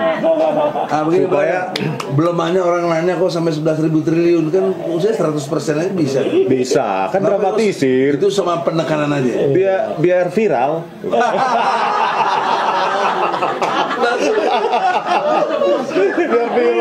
Biar viral. Kan banyak konten kreator di sini Bang. Bahasa akademiknya 100% ya.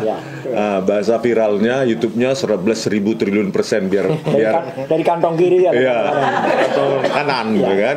Jadi Pak Joko Widodo ini ya, dan UGM sudah 2 kali tidak datang menghadiri di PN di sidang mediasi Pengadilan Negeri Solo atau Surakarta Mas? Apa? Solo, sama ya, Pengadilan Negeri Solo. Waktu di kita juga dia nggak datang. Iya, 2 kali nih UGM dan Jokowi. 3 kali. Nah, bayangkan ya, UGM kompak tidak datang bersama Jokowi menghadiri sidang mediasi di Solo.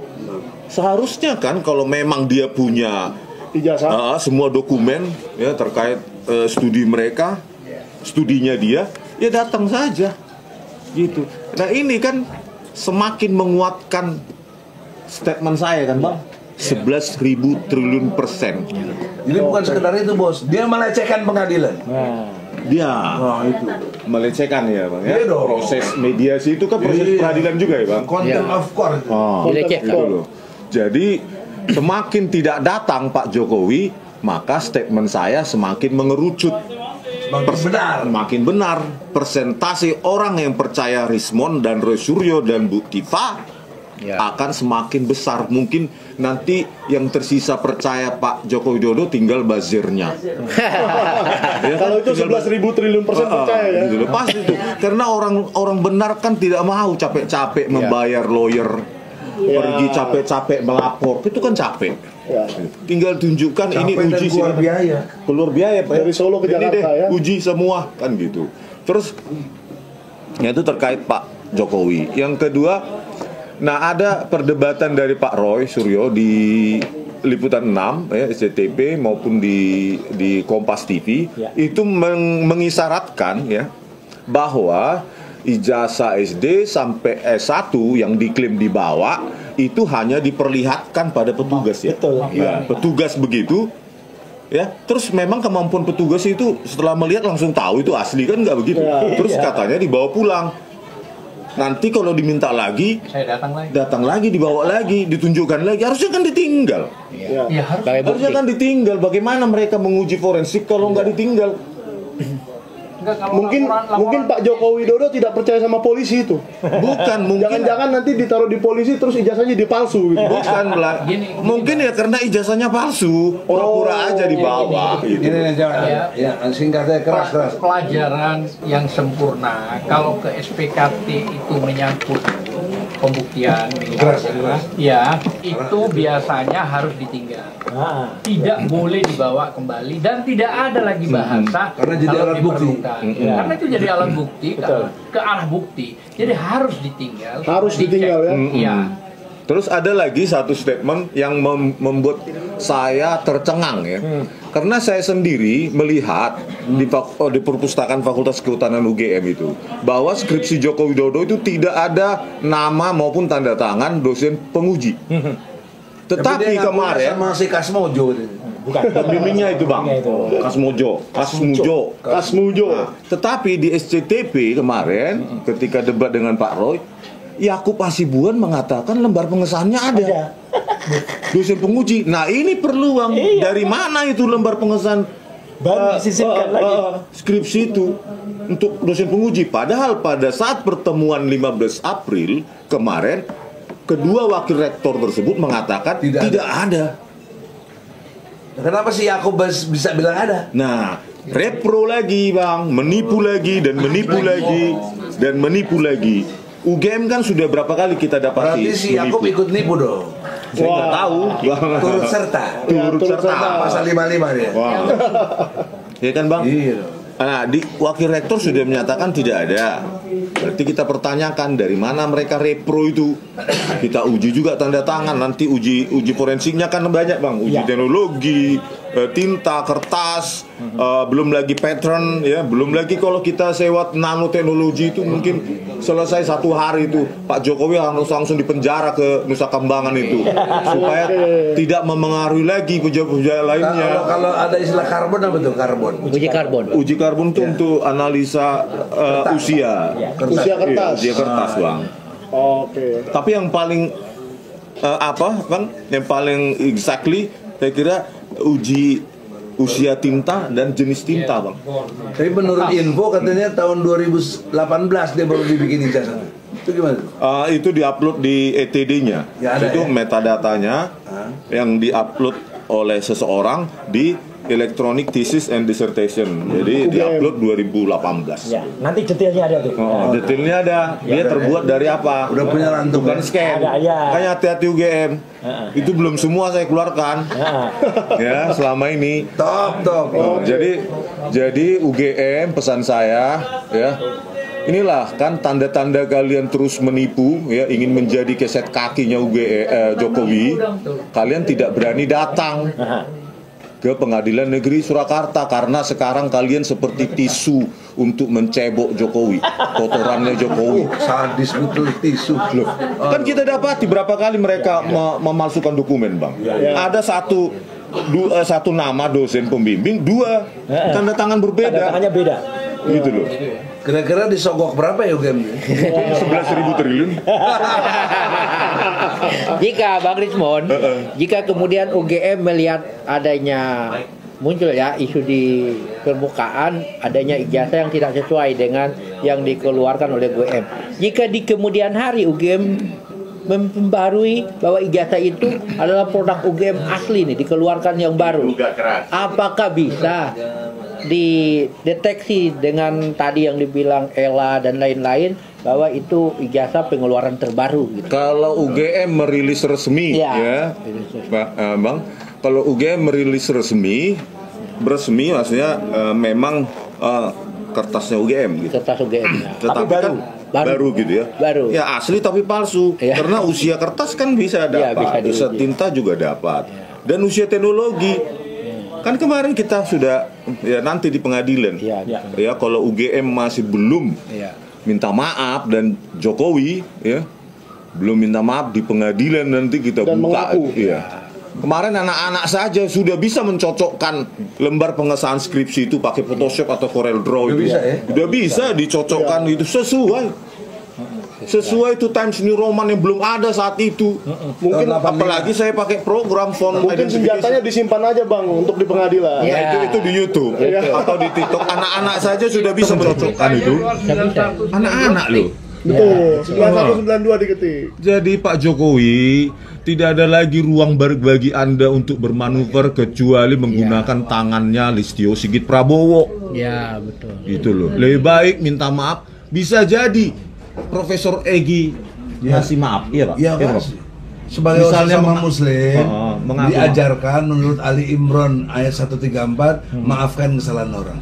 Tapi buat si Jokowi kayak begini mah susah dimaafin lagi, udah pembohong luar biasa gimana sih? Ya masih dibuka lah. Tidak tergantung saya kan, rakyat Indonesia kan banyak. Oke, mungkin, tapi kan tim TPUA bisa didengar. Mungkin sedikit Dr. Rismon, kan Abang sudah berkali-kali nih menjadi ahli untuk di kepolisian atau di pengadilan. Menantang kepolisian? Oh, menantang kepolisian. Nggak pernah kepolisian. Pokoknya di kasus-kasus seperti ini sudah seringlah diajak menjadi saksi ahli. Kira-kira bagaimana sih kemungkinannya bahwa ahli yang dipilih oleh kepolisian itu akan netral? Tidak ada ya, kalau berkaca dari kasus-kasus sebelumnya, polisi tetap tends to abuse evidence. Jadi mereka cenderung untuk memanipulasi barang bukti untuk memenangkan kasus mereka, kecuali ya, kecuali ada people power kita ini, ya. Ini sudah akhir the end of Joko Widodo, gitu loh. Ini the end chapter ini. Ayo rakyat, ya. Ini bab terakhir dari dinasti Joko Widodo. Jangan biarkan kita jadi negara pengecut hanya karena takut sama satu keluarga itu. Ya, memang siapa mereka itu? Ya, nenek moyang saya tewas untuk kemerdekaan Indonesia. Memang nenek moyangnya tewas enggak?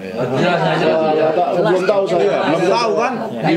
Ini kalau dinasti berarti tidak satu orang dong. Ya, iya dong. Nanti kita buka lagi apa itu. Siap.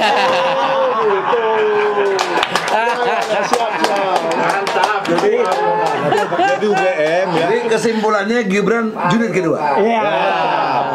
Pupu papa. Ya, mungkin kalau Jokowi ya sikap tindak tanduknya selalu menipu dia. Ya, tapi kita masih ada harapan untuk UGM. Masih ada harapan untuk internal UGM itu mendesak petinggi UGM untuk berani jujur. Ya, tidak ada lembar pengesahan skripsi seperti itu. UGM tahun 1985, jangan menipu dunia. Itu bukan hanya menipu Indonesia loh.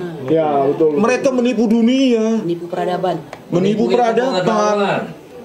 Miliar peradaban di dunia ini dia tipu, masa begitu ada 1985. Dan termasuk mungkin kita undang OCC RP juga ya. Kalau bisa itu ya, meliput. Dituliskan, ditembuskan itu bahasa Inggris. Coba tes forensik di dunia kalian, di negara kalian.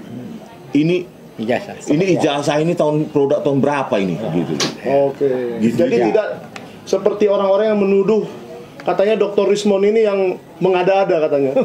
Katanya ada satu kumpulan forum digital forensik Indonesia menuduh Anda yang mengada-ada. Namanya si Marcos tuh gini. Sendiri bukan berarti salah, banyak bukan berarti benar. Ini ya. Ya, AFDI dulu, Asosiasi Forensik Digital Indonesia, ketuanya Muhammad Nual Azhar, ketuanya AFDI itu, dan dia kepala Laboratorium Komputer Forensik Polri. Apa yang dia lakukan? Memanipulasi barang bukti digital. Pendiri AFDI, Asosiasi Forensik Digital Indonesia. Kalau kalian yang katanya tadi komunitas itu datang ke Jakarta, kalau mau diongkosi ada itu Kagama Cirebon, ya Pak Heru Subagia mengongkosi kalian sampai hotel, sampai ongkos, datang kita ketemu di podcast. Ya, salah satunya namanya mau disebut Pak? Iya. Siapa? Nggak usah, nanti terkenal ya. Nggak usah disebut. Karena dia ratusan kali nelpon saya ingin nebeng gitu. Oh, nebeng terkenal. Pansos. Ya udah nggak usah. Jadi datang. Saya tunggu sampai kapan? Senin. Besok kan masih seminggu kan? Besok berangkat kalian. Hubungi Pak Heru Subagia Kagama Cirebon. Gratis. Kita ketemu di mana? Terserah. Ya, pilih podcast yang kalian anggap netral atau bagus ya. Bukan lama lagi, Bos. Ada sarana nggak buat Presiden Prabowo? Presiden Prabowo sekali lagi saya sarankan Pak Prabowo Subianto. UGM ini kan bukan pemilik otoritas tertinggi dalam autentikasi ijazah ini, ya. Mereka mengeluarkan bukan berarti statement mereka mengatakan bahwa ini asli terus selesai di situ. Ada Kementerian Pendidikan Tinggi, Sains dan Teknologi punya ahli di sana. Coba verifikasi statementnya para petinggi UGM itu. Bagaimana kalian merekonstruksi para ahli Kementerian Sains dan Teknologi itu merekonstruksi lembar pengesahan yang sangat cantik itu, jangan bohong. Ya. Dan bisa perintah gitu Prabowo. Iya, Pak Prabowo perintahkan, dan jangan sampai kementerian tersebut ya menipu peradaban lagi. Itu nggak mungkin, dan nggak pernah ada itu teknologi seperti 1985. Nggak pernah ada. Kalau kita bicara spesifikasi hardware, software ya, hardware terutama untuk menciptakan font yang cantik itu perlu RAM yang tinggi untuk menciptakan lekukan itu. Iya, gitu loh. Untuk menciptakan dia kan perlu memori untuk komputasi, untuk membuat lekukan yang cantik itu. Itu memerlukan RAM yang tinggi seperti yang kita punya sekarang. Belum ada itu. Oke Bang, ini penting Bang. Ini jawaban yang juga harus dijawab dengan cukup ilmiah. Bagaimana seandainya apa yang Abang katakan tadi tentang masalah ijazah KKN sekretaris bodong Tapi ternyata Jokowi bisa melakukan itu asli. Apa mungkin itu kira-kira? No. You cannot cheat the technology. Ya. Itu sehebat apa kecuali Anda punya mesin waktu, mungkin bisa. Malaikat lah maksudnya. Malaikat gitu. Ya, setingkat malaikat. Tapi Saya minta, saya pesan untuk Bapak Prabowo, tolong diangkat Pak Rismon ini jadi rektor UGM. Pak Wisyo jadi Menteri Pendidikan Nasional. Aduh, enggak. Pakatnya. Itu permintaan pribadi pada Pada HR. Geser. Enggak apa-apa. Pak, geser Pak. Oke. Saya mau ketemu. Oh, situ. Ya, silakan. Mungkin sekarang kita kasih Bentar, sedikit, Pak. Oke, ya Pak Roy mau menambahkan sesuatu dulu sebelum kita ke Ibu Kurnia. Gini, jadi saya ingin menambahkan tadi yang disampaikan Bang Hasan ya. Apakah mungkin teknologi itu diurut ke belakang? Ya itu. Sejujurnya tidak mungkin. Tetapi rekayasa itu selalu ada dan itu mungkin terjadi. Contohnya rekayasa apa? Tadi pertanyaan bagus ya. Apakah dimungkinkan nanti ternyata ditunjukkan ada skripsi baru gitu ya, yang dibuat semirip-mirip yang ada. Mau dibikin semirip mungkin, insya Allah akan ketahuan. Ya akan ketahuan. Meskipun itu untuk coba digunakan teknologi untuk menduplikasi yang lama. Dan yang paling penting lagi, tidak boleh kalau ada sebuah ijazah yang hilang atau skripsi yang hilang, itu kemudian dibuat baru. UGM itu sudah ada formatnya. Andai kata hilang, itu kemudian ada yang namanya surat pengganti. Bukan ijazah itu dicetak lagi. Jadi ini mungkin skenario ini. Jadi seolah-olah itu pernah hilang. Kan ada satu profesor dari hukum, meskipun itu katanya pendapat pribadi, ijazahnya pernah hilang. Kemudian sekarang dibuat lagi. Itu nggak boleh kalau ada dibuat baru persis. Kecuali munculnya surat keterangan. Tapi kalau surat keterangan pun nanti harus diverifikasi. Jangan-jangan itu surat keterangan yang memang sengaja dibuat karena ijazah yang dulu nggak ada. Ya. Nah di kesempatan ini saya ingin menegaskan lagi bahwa menarik ini. Jadi ada seorang yang kemarin menjadi pemicu ini muncul semua, yaitu kader dari Partai Sebar Ijazah itu ya, dari PSI itu, namanya Dian Sandi Utama. Masuk jebakan dia. Saya memang di salah satu siaran live itu mengatakan dia memastikan bahwa itu asli dan itu dikatakan dari Jokowi ya. Nah, dia bantah ini dalam tweetnya yang terbaru. Saya tidak pernah mengatakan itu dari Jokowi. Bagus ya, karena di diskursus bersama Dr. Rismon, saya paksa dia untuk mengatakan itu dari mana. Itu bukan dari Jokowi. Berarti hoax. Kalau itu dia mengatakan asli, gitu loh. Dan kalau selama ini kemudian disalahkan, kami ini menganalisis ya, Dr. Rismon, saya menganalisis ijazah yang salah ya. Nah, berarti ijazah yang salah itu dia yang nyebarkan. Masuk perangkap dia. Itu loh. Itu memang sengaja. Kalau dalam live saya katakan dalam utasnya dia cerita-cerita gitu. Menyebarluaskan. Iya, menyebarluaskan. Jadi Dian Sandi itu ngancam gitu di tweetnya. Berarti justru Pak Jokowi harusnya melaporkan si Sandi Utama itu. Iya, karena lawyernya selalu mengatakan semua yang beredar itu tidak benar. Karena ijazahnya itu tidak pernah dikeluarkan dan masih dalam bentuk masih dalam bentuk laminating. Demikian juga Pak Jokowi harus nuntut orang namanya Dr. Sigit Sunarta di UGM karena tahun 2017 Pak Sigit Sunarta itu menampilkan fotokopi yang sama dengan yang dikeluarkan Dian Sandi, dan itu ada rekamannya dimuat di Kompas TV dan disaksikan oleh kaitannya teman-temannya dan dibesarkan dalam Infocus gitu ya, dalam screen yang besar gitu. Nah, jadi karena itu cukup identik dan kalau itu dikatakan tidak benar, maka adalah sekarang penyebar hoaxnya itu udah kena. Jadi sebenarnya kebohongan itu mau ditutupi dengan kebohongan yang lain akan ketahuan. Gitu loh. Dan satu lagi yang penting lagi, ada hoax juga yang diedarkan. Konon kami ini minta maaf kepada UGM. Oh, enggak ada. Ya gitu. Memang di ruangan tanggal 15 itu kami mau pamit sebagai orang beretika. Ya. Kami pamit dan mohon maaf kalau tadi ada kata-kata yang benar, itu dipotong. Ya kan. Jadi soalnya kami itu mohon maaf itu. Ini kalau orang mengerti etika, ya pasti kita meminta dan itu makanya kalau lihat itu utuh. Hari ini kami masih menagih janji dari Universitas Gadjah Mada mana rekaman utuh pertemuan selama 1 jam 20 sekian menit. Ya, karena kalau dipotong-potong disebut-sebut Roy Suryo sudah memeriksa foto-foto dari UGM. Saya nggak memeriksa, Melihat. lah ya, saya hanya melihat aja. Meriksa itu adalah dengan menggunakan alat, sama seperti petugas kepolisian yang menerima laporan Pak Jokowi kemarin. Betul. Itu pasti nggak memeriksa, ya pasti cuma melihat. Pengakuan yang sama disampaikan oleh salah satu ketua KPU kemarin yang ketemu saya di Kompas TV. Yang namanya verifikasi KPU itu ternyata dia hanya melihat saja. Kemudian dilihat ada legalisir dari UGM apa ada, ya sudah. Menanyakan UGM. Jadi dia nggak meriksa, dia nggak punya alat verifikator, dia nggak punya alat uji forensik. Udah, saya hargai kejujuran Pak Ilham semalam, ya gitu, dan itu semakin menambah kita bahwa KPU jangan dibawa-bawa untuk meriksa. Jadi mungkin KPU juga tertipu. KPU mungkin tidak tertipu. Dan juga KPU sekarang malah aneh, ketika dicek Dr. Taufik hilang semua data-datanya. Hilang kan? Hilang. Aduh ini. Jadi sekali lagi jangan percaya hoax yang ada. Ya. Terakhir, Pak. Ya. Ini penting. Gak apa-apa mas banyak. Ini terakhir. masalah digital ya. Ya. Orang kalau ikut tes ujian itu kan mendaftar. Ya. Katakan tahun 80. Nah, bisakah misalnya yang sudah daftarnya itu nggak ada, terus sama dia ditambah? Nah, inilah makanya rekayasa itu selalu terjadi.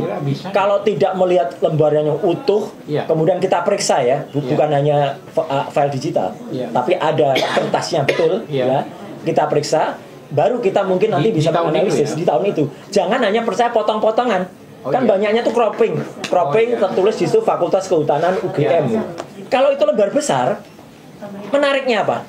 Nggak mungkin ditulis Fakultas Kehutanan UGM lagi, pasti judulnya di atas itu Universitas Gadjah Mada gitu.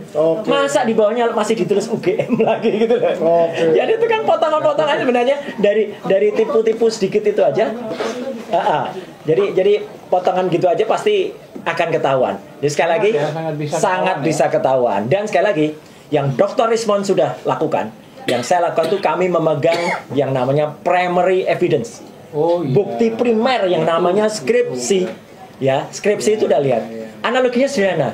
Kalau skripsinya saja 99,9% palsu, ijazahnya nggak mungkin asli. Kecuali kalau skripsinya asli, bisa ijazahnya palsu masih bisa. Ya toh? Ijazahnya asli masih bisa. Tapi kalau skripsinya 99,9% itu palsu, udah nggak mungkin lagi ijazahnya asli. Clear ya? Jika yang dipegang ijazah Joko Widodo itu adalah ijazah yang diposting sama Dian itu, apakah bisa dipastikan ijazah Jokowi yang dipegang itu keasliannya? Kalau sudah yang terpakai, maka dia sudah melawan statementnya sendiri. Melawan statement. Iya, katanya ijazah itu nggak pernah dikeluarkan kemanapun. Ya. Dan itu kalau yang itu memang sudah kami teliti, baik dengan error level analysis, dengan face recognition, dengan face comparison, bahwa itu tidak mungkin kalau itu asli. 99,9% itu palsu. Adakah SOP pada saat di ijazah itu pakai kacamata? Boleh? Ya. Siapapun yang tahu ya pada saat tahun-tahun zaman itu memang ada dua yang dilarang. Mohon maaf ini untuk ibu-ibu yang berhijab ya. Tahun itu pun pakai hijab juga nggak boleh. Ya, harus kelihatan kupingnya. Ya. Apalagi kacamata itu maupun kacamata kir aja, kacamata optik saja itu harus dilepas. Kalau saja ada orang yang berani bersaksi ya gitu, boleh kok pakai kacamata. Sangat-sangat kita sayangkan UGM kalau seperti itu. Tapi tidak ada itu dimanapun yang namanya kacamata. Universitas saya nggak ada, nggak ada. Tapi mungkin menambahkan sedikit Pak. Ini menarik tentang kacamata dan seseorang wartawan yang diberi kesempatan Pak Jokowi melihat ijazah tersebut di Solo. Bersaksi bahwa di foto ijazah itu berkacamata. Iya. Berarti kemungkinan sama dong. Barangnya sama. Makanya kita lihat saja. Itu kontradiktif lah dengan pertanyaan dengan statement lawyernya Jokowi kemarin. Satu yang ingin saya tambahkan untuk keterangan Dr. Rismond tadi tentang si ahli itu yang katanya ahli. Itu hanya berani teriak-teriak di medsos ya gitu. Sudah ditantang, sudah ditawarin, ayo mau dibayarin sama pengurus keagama. Ya gitu, pengurus keagama Cirebon ya untuk supaya datang tadi sudah disebut. Dan nggak usah percaya dia lah, itu si obo-obo itu. Ya kan, namanya dia kan mengingatkan pada si obok-obok itu. Iya, penyanyi di obok-obok. Di Google aja. Oke. Jadi yang menarik setelah pakai kacamata di foto katanya pecah kacamatanya. Iya, kasihan sekali. Kasihan sekali. Nggak bisa beli kacamata kok bisa beli printer canggih. Nggak ada, dan printernya belum diciptakan. Nah, kira-kira Ibu Kurnia Nah, Bu Kurnia. Ya. Kita dengar suara halus. Baik pemirsa, ini di tengah kita juga telah hadir Ibu Kurnia yang akhir-akhir ini viral dengan inisial K. Inilah beliau yang dilaporkan di Polda Metro Jaya. Silakan Ibu Kurnia. Terlapor juga, Bu. Terlapor juga bersama para dokter di depan kita ini. Silakan.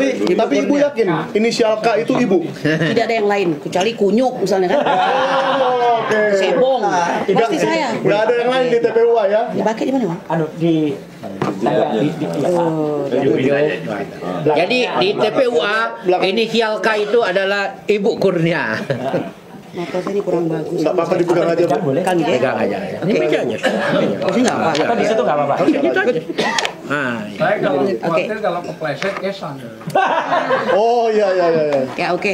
Oke, siap. Bismillahirrahmanirrahim. Assalamualaikum warahmatullahi wabarakatuh. Waalaikumsalam. Sebenarnya agak sulit kalau nggak tanya ya, karena tahu banyak yang ingin saya sampaikan ini gitu. Ketika pertama kali ada yang menyampaikan kepada saya bahwa Bapak Joko Widodo melakukan suatu press conference ya, walaupun mungkin tidak resmi, dan menyebutkan selain nama Bang Roy Suryo, kemudian Risman Hasiholan Sianipar dan Dr. Fauzia Tiasuma, itu ada dua nama, yaitu ES ya, tapi tidak pakai nama langsung karena inisial saja, dan K. Itu saya sudah bisa menebak itu adalah saya ya, tidak ada lain. Dan itu saya yang timbul di hati saya rasa perih ya, perih nanti dulu ke Joko Widodonya, perih kepada tim kuasa hukumnya ya. Bagaimana mungkin Anda yang berada dalam satu organisasi dengan saya ya, dan tidak usah saya sebutkan ayahnya adalah pimpinan daripada organisasi saya, memberikan suatu pendapat hukum, kemudian juga nasihat-nasihat hukum yang menurut saya sangat luar biasa ngawur ya. Perlu diketahui, keberangkatan kami ke Jogja, keberangkatan kami ke Solo itu baik-baik saja ya. Kami berkirim surat sampai 2 kali, sekali tidak diterima, kita ulangi lagi. Itu saya merasa tuh, Arif ayo diulang lagi Pak, kirim suratnya, insya Allah yang kedua ini kita akan diterima. Betul, dan tidak diterima kan begitu ya. Walaupun ada insiden di jalan, kami bersyukur ya, itu semua qadarullah, Allah telah mengirimkan kawan-kawan seperjuangan ya, Dr. Suryo dan kawan-kawan mewakili kami, karena jam 8 tersebut kami masih berjibaku dengan kemacetan tersebut ya. Nah jadi kami baru sampai jam 11 waktu itu begitu. Nah kemudian waktu kami ke kehutanan juga kami diterima dengan baik walaupun dengan ekstra usaha begitu ya. Nah kelang 1 hari besoknya kita ke tempat Bapak Jokowi, itu pun baik-baik. Kalau tidak mungkin dia terima kan. Buktinya apa? Pas Pampres yang bodinya seperti Robocop itu sangat ramah sekali, senjata lengkap ya. Ya saya perempuan sendirian, ada Rahmat, ada Pak Arif, dan ada Bang DHL serta Bang Rizal Fadila. Itu katanya apa? Silahkan Ibu dimakan serabinya, ini serabi yang paling enak di Solo. Dimakan ya kan? Lagi puasa. Kita ini berpuasa. Puasa. Jadi kalau kita mau buka, misalnya kita pikir ada orang mau ngajak makan, boleh kita buka. Tapi saat itu kita buka puasa begitu. Nah jadi itu saya juga agak kerepotan Bu untuk menghalau Projo, karena saya bilang kepada Projo itu, Bapak aja mau nerima kok kalian nggak mau nerima, udah kamu sana dulu, jangan bikin kok suasana nggak kondusif gitu. Artinya kami diterima. Pertanyaannya, orang yang diterima dengan baik-baik, bicara dengan baik-baik tanpa emosi ya, tidak ada emosi kami, walaupun kita sempat berdebat, itu berdebat yang sangat sopan ya, karena meskipun saya mengakhiri perdebatan itu dengan mengatakan, baiklah Bapak, jika tidak didapatkan suatu kesimpulan di antara kita, Bapak akan tidak akan menunjukkan ijazah tersebut ya, kemudian akan melakukan tindakan hukum. Kami pun demikian, kami akan terus menegakkan hukum ya, dengan menegakkan hukum dan dengan menggunakan hukum yang ada di Indonesia ini. Itu akhir jawaban kami. Jadi bagaimana mungkin akhir yang baik itu ya, kemudian dia simplifikasi dengan melaporkan kami. Jangan lupa ya, jangan lupa, saya ingat apa kata orang di sebelah saya ini ya, yang memberi inspirasi, mengatakan you have to open to knowledge, you have to open to IT ya, informasi and also teknologi, kan begitu. Jadi kalau kita sudah dua itu, tidak gampang kita mengkriminalisasi orang. Nah terlebih lagi kenapa saya bilang tadi, kok rekan sejawat itu ya memberikan suatu nasihat untuk mempolisikan kami. Masa kamu nggak tahu saya ini sebagai pengacara begitu? Bang Egy itu pengacara, Rizal Fadila itu juga pengacara. Punya hak imunitas. Kami punya hak imunitas. Kalau polisi imunnya itu dengan dia mempunyai senjata diperbolehkan, berpakaian seragam, ya kan? Kalau pengacara itu hak imunitasnya apa? Ya itu tadi undang-undang yang ada pada dirinya, yaitu undang-undang advokat. Nah itu apa? Anda mau mengatakan bahwa itu akan Anda libas karena Anda memegang kepolisian begitu? Nah, saya mau mengatakan ya ada ketidakpercayaan di hati kami. Hari ini Pak Sigit Listio itu sudah hampir 4 tahun lebih ya menjadi Kapolri ya. Dan itu sejak tahun 2021. Berapa banyak orang yang dia langkahi itu, dan dia besar dan berprofesi demikian itu karena tentu bantuan daripada Bapak Joko Widodo. Nah, oleh karena itu ya terus terang sebagai orang biasa ya, tetapi kami adalah penegak hukum, kami menginginkan ini tidak bisa main-main ya. Kita tidak bodoh, kita semua ini orang yang cerdas. Kita cuma nggak punya kekuasaan. Tapi jika tak punya kekuasaan, kami minta rakyat se-Indonesia ini untuk memantau. Ya, jangan kalian bikin gempa. Dulu jadi presiden menyusahkan rakyat. Hari ini jadi rakyat menyusahkan presiden dan rakyatnya. Ya. Terus terang saya katakan. Maaf ya, ini saya meminta perhatian ya, dan mereka-mereka yang mempunyai kemampuan di bidang hukum yang hari ini sudah berkolaborasi dengan pemerintahan yang ada, coba speak up lah Anda itu ya. Negara ini dalam kondisi tidak baik-baik saja ya. Kurnia ini siapa sih? Egy Sujana ini siapa sih? Rizman Hasiholan ini siapa sih? Roy Suryo ini siapa sih? Tifauzia Tiasuma ini siapa? Orang yang mencintai Indonesia. Ya, saya ingin mengatakan kepada Anda, tidak 1 sen pun kami terima, bahkan kami mengeluarkan uang untuk berangkat. Ya, jangan hina cinta kami kepada bangsa ini. Ya, saya ingin mengatakan ya, jangan main-main Pak Jokowi, mohon maaf ya, jangan main-main. Anda sudah terlalu enak menerima 10 tahun privilege ya. Sebenarnya dengan kondisi ini, kalau ini terbukti Anda tidak berhak terhadap tanah dan segala kelengkapannya di Colomadu seharga 200 miliar itu. Ya, saya pernah demo di situ ya. Terus saya katakan, jadi kami sudah melewati masa-masa sulit itu. Bahkan ya. masuk ke dalam. Di depan itu memasang di segel begitu. Ya. Ya, bayangkan itu ya. Jadi ini tidak main-main, bukan sok-sokan. Ya ini buzzer luar biasa nih. Hei Bu katanya, karena Ibu jangan grogi ya, sebentar lagi dibui. Nah inilah orang-orang yang selalu membuat Bapak Joko Widodo percaya diri untuk terus berbuat salah ya. Maka dari itu kalau dihukum nanti bukan cuma Bapak Widodo, tapi juga buzzer-buzzer yang kurang ajar itu. Ya. Jadi ini yang saya mau katakan. Nah, oleh karena itu jangan lupa kami dilengkapi dengan perlengkapan berupa Undang-Undang Advokat ya. Undang-Undang 18 tahun 2003, tepatnya pasal 16 yang menyatakan bahwa seorang pengacara yang melaksanakan tugasnya dengan itikat baik tidak bisa diperdatakan, tidak bisa dipidanakan ya, baik melaksanakan tugas di dalam maupun di luar daripada pengadilan. Yang kami lakukan kemarin di luar pengadilan, tapi itu berentetan. Dari tahun 2020 kami mengupayakan untuk ya menegakkan kebenaran keadilan bagi seorang Gus Nur dan Bambang Trimulyono, tapi efeknya kemana-mana. Mungkin ya saking berkuasanya ini orang, lalu muncullah pada akhir-akhir ini seorang Rizman Hasiholan Sianipar. Makanya dalam setiap podcast saya katakan hormat kepada Anda. Kenapa? Ilmu pengetahuan itu memang untuk mengangkat derajat kebaikan. Nah, oleh karena itu barang siapa yang berkhianat kepada ilmu pengetahuan, maka kau akan terima itu cepat atau lambat. Ya, ini yang bisa saya sampaikan. Saya ingin mengatakan tidak ada rasa takut. Ini blessing, tidak apa-apa. Apa boleh buat, kita harus terima ini. Jika memang harus kita hadapi. Kenapa? Karena memang setiap masa itu kita akan menghadapi perang kita sendiri. Dahulu perang menghadapi penjajah, hari ini penjajah juga. Tapi penjajahnya berbentuk saudara sendiri yang rakus akan kekuasaan dan ingin terus berkuasa. Ya. Saya kira demikian yang bisa sampaikan. Alhamdulillahirabbil alamin ya. Pada tanggal 16 April, Ibu Kurnia merupakan salah satu yang masuk ke dalam kediaman Bapak Joko Widodo. Dan ketemu Bapak Jokowi. Apa yang dibahas di ruangan rumahnya Pak Jokowi pada saat Ibu berada di dalam? Silakan. Ya, saya kira itu sudah banyak dibicarakan ya. Pada dasarnya saya tahu dia itu juga menahan diri sebenarnya kan. Seperti kami itu menanyakan dengan sopan begitu. Jadi makanya saya bilang tidak ada pembicaraan yang emosional, tapi tajam menusuk iya. Dan itu sudah dilakukan oleh Bang Rizal di pertama kali. Saya kebetulan dari tengah, Bang DHL di samping. Jadi nggak tahu kenapa Bang DHL tahu saya di tengah. Mungkin katanya untuk balancing katanya gitu kan. Nah jadi Bang Rizal menjelaskan semua, masuk datangan kami ini Pak untuk bersilaturahmi. Kami yakin dan percaya sebagaimana Bapak menerima banyak orang di sini, kami juga ingin bersilaturahmi. Siapa yang tidak ingin bersilaturahmi dengan mantan presiden, woi, gitu kan? Nah, yang kedua tentu saja tidak bisa keluar daripada tujuan kami untuk kami mengkonfirmasi informasi, mengklarifikasi dan memverifikasi ya ijazah yang diserigai palsu itu, begitu ya. Dan kami sudah melakukan itu lewat beberapa kali persidangan, 3 kali persidangan, menghadap ke KPU sudah, menghadap DPD sudah, DPR sudah, akhirnya membuat laporan ke Bareskrim. Nah ini kami sampaikan itu. Betul. Jadi Bang Rizal dengan gayanya yang sangat santun, Sunda itu ya, tetapi masuk semua itu yang dia tanyakan itu. Jadi dan saya lalu seperti kembali mengulas itu juga ya, dan jawaban beliau sama. Jawaban itu tidak berkembang. Pokoknya siapa yang mendalilkan, dia yang membuktikan. Dia yang mendalilkan, dia yang membuktikan. Ya. Ya, Baik, kita masuk ke closing statement. Satu yang menarik sebelum ini, karena ini yang bisa memberi jawaban adalah Bu Kurnia. Ya. Bu Kurnia. Katanya Jokowi menyampaikan gitu aja kok dipermasalahkan. Seperti apa itu? Ya. Gimana di dalam? Jadi selain siapa yang mendalilkan, dia yang membuktikan. Beliau ini seperti agak ngambek begitu ya. Jadi itu pembicaraan sebenarnya menurut saya sangat natural ya. Jadi kami ini bertiga di sini, dia di seberang sana gitu. Mejanya itu meja yang Anda sering lihat, ada Pak Prabowo pernah di situ, dan pernah melihat ada oligarki di situ.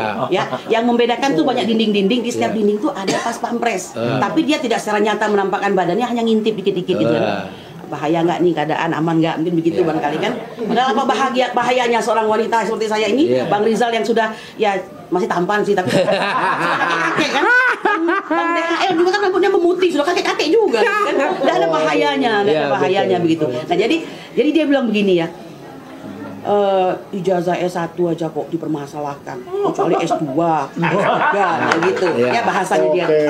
Seperti itu kira-kira. Ya, jadi silakan. Pernah cerita sama saya, pada saat kondisi Pak Jokowi itu berbicara, mimik mukanya gimana? Beda ya? Seperti tadi tuh. Agak-agak gimana? Iya, jadi apa ya? Mimik. Jadi ya ke dongkol mungkin ya, karena kami ini harus diakui bukan tamu yang dikehendaki, betul atau tidak? Kita akui dong. Masa dia menghendaki kami ini sudah terlanjur dianggap sebagai lawan kan begitu kan? Orang yang bersiap-siap membuka kedok begitu kan? Yang sesopan apapun kami datang, tetap aja tidak menyenangkan kan begitu. Jadi ramahnya itu ramah yang sedang diupayakan begitu. Kita paham sambil menahan hati barangkali kan? Keramahan palsu lah ya. Jadi Anda bertiga saat ini sudah menjadi terlapor untuk closing statement. Kira-kira Bung Rismon Sianipar, kira-kira langkah apa yang akan diambil ke depan sekaligus closing statement. Silakan. Kayaknya sudah kami. Sudah ya? Sudah cukup ya? Sudah cukup ya. Ya, oke. Silakan Pak DHL. Pak DHL sebagai kuasa hukum. Langkah-langkah hukum apa Pak DHL yang sudah disiapkan oleh tim kuasa hukum dari TPUA? Ya, silakan. Jadi saya dulu ya. Ya, bisa. Jadi kalau closing statement saya begini loh. Ya, ngapain sih Pak Jokowi pakai pengacara mau menunjukin ijazah, juga ngapain datengin preman? Kan nggak perlu sebenarnya. Artinya apa? Artinya dengan Pak Jokowi sendiri kan selesai. Kan Pak Jokowi adalah presiden, orang tertinggi. Masa harus pakai pengacara? Silakan. Ya, langsung Pak DHL. Closing statementnya sebagai kuasa hukum TPUA. Terima kasih. Karena ini ranah-ranah hukum, rekan kita para ilmuwan ini dilaporkan. Yang saya mau sampaikan adalah kepada petugas penyidik Polri nanti, bahwa mereka tahu tidak tahu mereka, tapi ada undang-undang kita mempersilahkan halal menyampaikan pendapat di muka umum, baik individu maupun kelompok, lisan maupun tulisan, di ruang tertutup maupun ruang terbuka. Itulah hak mereka.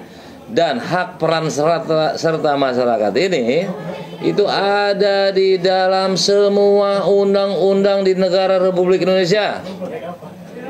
Boleh diperiksa bahwa peran serta masyarakat ini memang dituntut oleh hukum positif, yaitu ius consistem, hukum yang harus berlaku.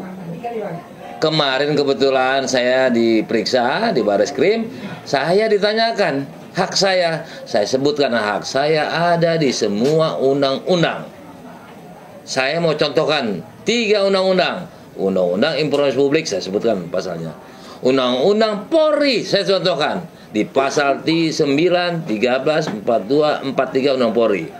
Saya tunjukkan lagi dasar hukum saya sebagai peran serta masyarakat, pasal 108 KUHP. Nah, jadi mungkin yang belum tahu, saya rasa sudah tahu semua bahwa hak para terlapor ini, Ibu Kurnia, rekan kami TPUA, ya kan, Pak Rismon, itu selain peran serta masyarakat mereka, termasuk Pak Roy ini, itu sumbangsi ilmu harus dihargai, harus dihormati. Bahkan peran serta masyarakat di dalam Undang-Undang Tipikor pasal 41 diberikan reward bagi masyarakat yang bisa membantu, yang bisa membongkar. Dan sudah dipersiapkan PP-nya, itu PP 43 tahun 2018 Pak Jokowi sendiri. Itu khusus untuk peraturan pemerintah peran serta masyarakat untuk pembongkaran kasus Tipikor. Jadi nanti yang membongkar Tipikor mendapat hadiah. Kalau yang lain-lain tidak, ini beban tanggung jawab moral, jadi harusnya dihormati peran serta masyarakat itu. Udah datang TPW ke rumahnya, disuguhin air tadi cerita Bu Kurnia, ramah tamah. Kok besoknya malah dilaporkan? Sudah bagus itu yang kemarin itu, ya kan? Nah ini juga jangan sembarangan, jangan perpanjang lagi. Ketika itu belum ada hasil lab core, tadi ada pertanyaan bagus tuh. Kalau restoratif justice dulu, jangan itu dulu. Persiapkan dulu laporan harus lengkap selengkapnya, baru restoratif justice. Tapi saya sendiri yang bukan ahli IT, saya nggak percaya itu sampai serepot itu. Apalagi sudah tahu nih bahwa hukum ini mempersilahkan halal kepada Pak Roy dan Pak Rismon, Egy, Pak Kurnia itu melakukan ini. Ini bukan omong kosong saya. Di semua undang-undang, undang kejaksaan. Makanya ada Komjak, Kompolnas. Itu rasanya pertahanan masyarakat. Kalau ada yang bilang lagi perlindungan data pribadi, aduh, ya kan? Itu tidak masuk pasal itu. Itu mengenai persenjataan Menhan, walaupun ada jalan tembusnya. Nah, satu lagi yang saya mau sampaikan bahwa Undang-Undang Keterbukaan Informasi Publik itu masuk. Jadi undang pribadi tidak ini. Apalagi Bung Roy ini, dia yang penyusun pasalnya. Bukan untuk itu. Jangan macam-macam lah. Jadi orang pelaksana undang-undang, hormati undang-undang, bukan dihukum balasannya.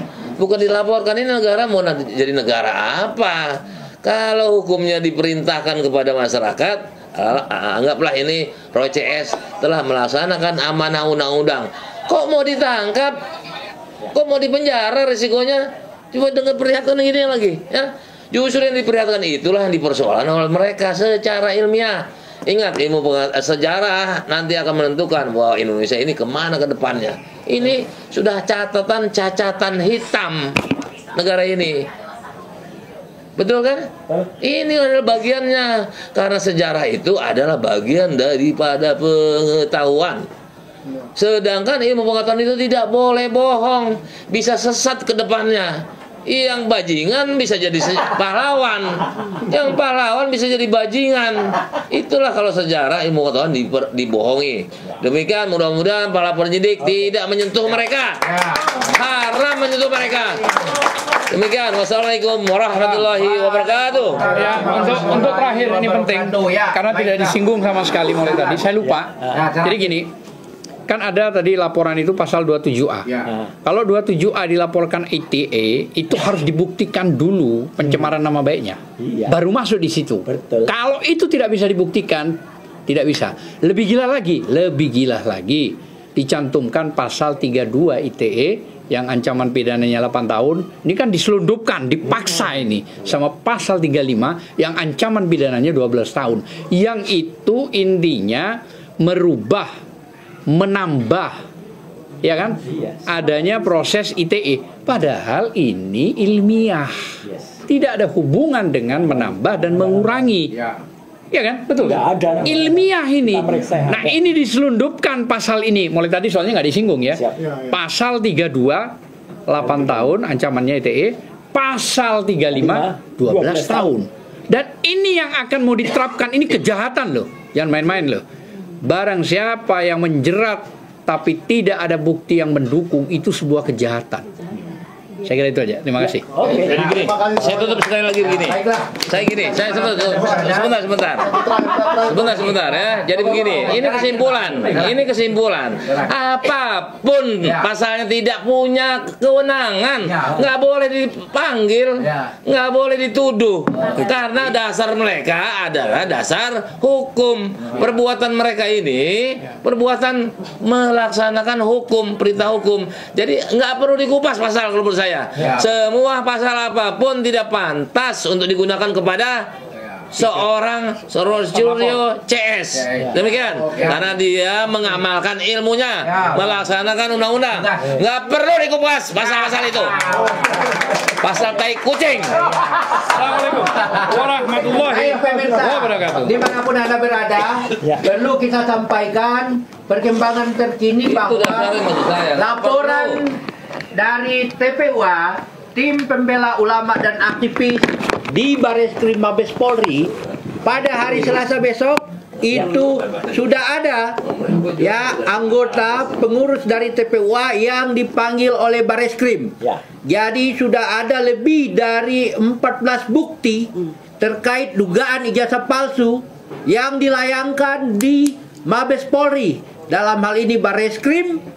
Dan alhamdulillah pada hari Selasa besok sudah ada beberapa anggota TPUA, ada 3 orang anggota TPUA yang diundang di Bareskrim untuk dimintai keterangan terkait dugaan ijazah palsu. Semoga ini merupakan awal dari ikhtiar kita selama ini untuk membuktikan kepalsuan ijazah Joko Widodo. Sekian podcast kita pada sore hari ini. Semoga kedepannya kita akan ketemu dalam podcast-podcast selanjutnya. Billahi taufiq wal hidayah. Wassalamualaikum warahmatullahi wabarakatuh.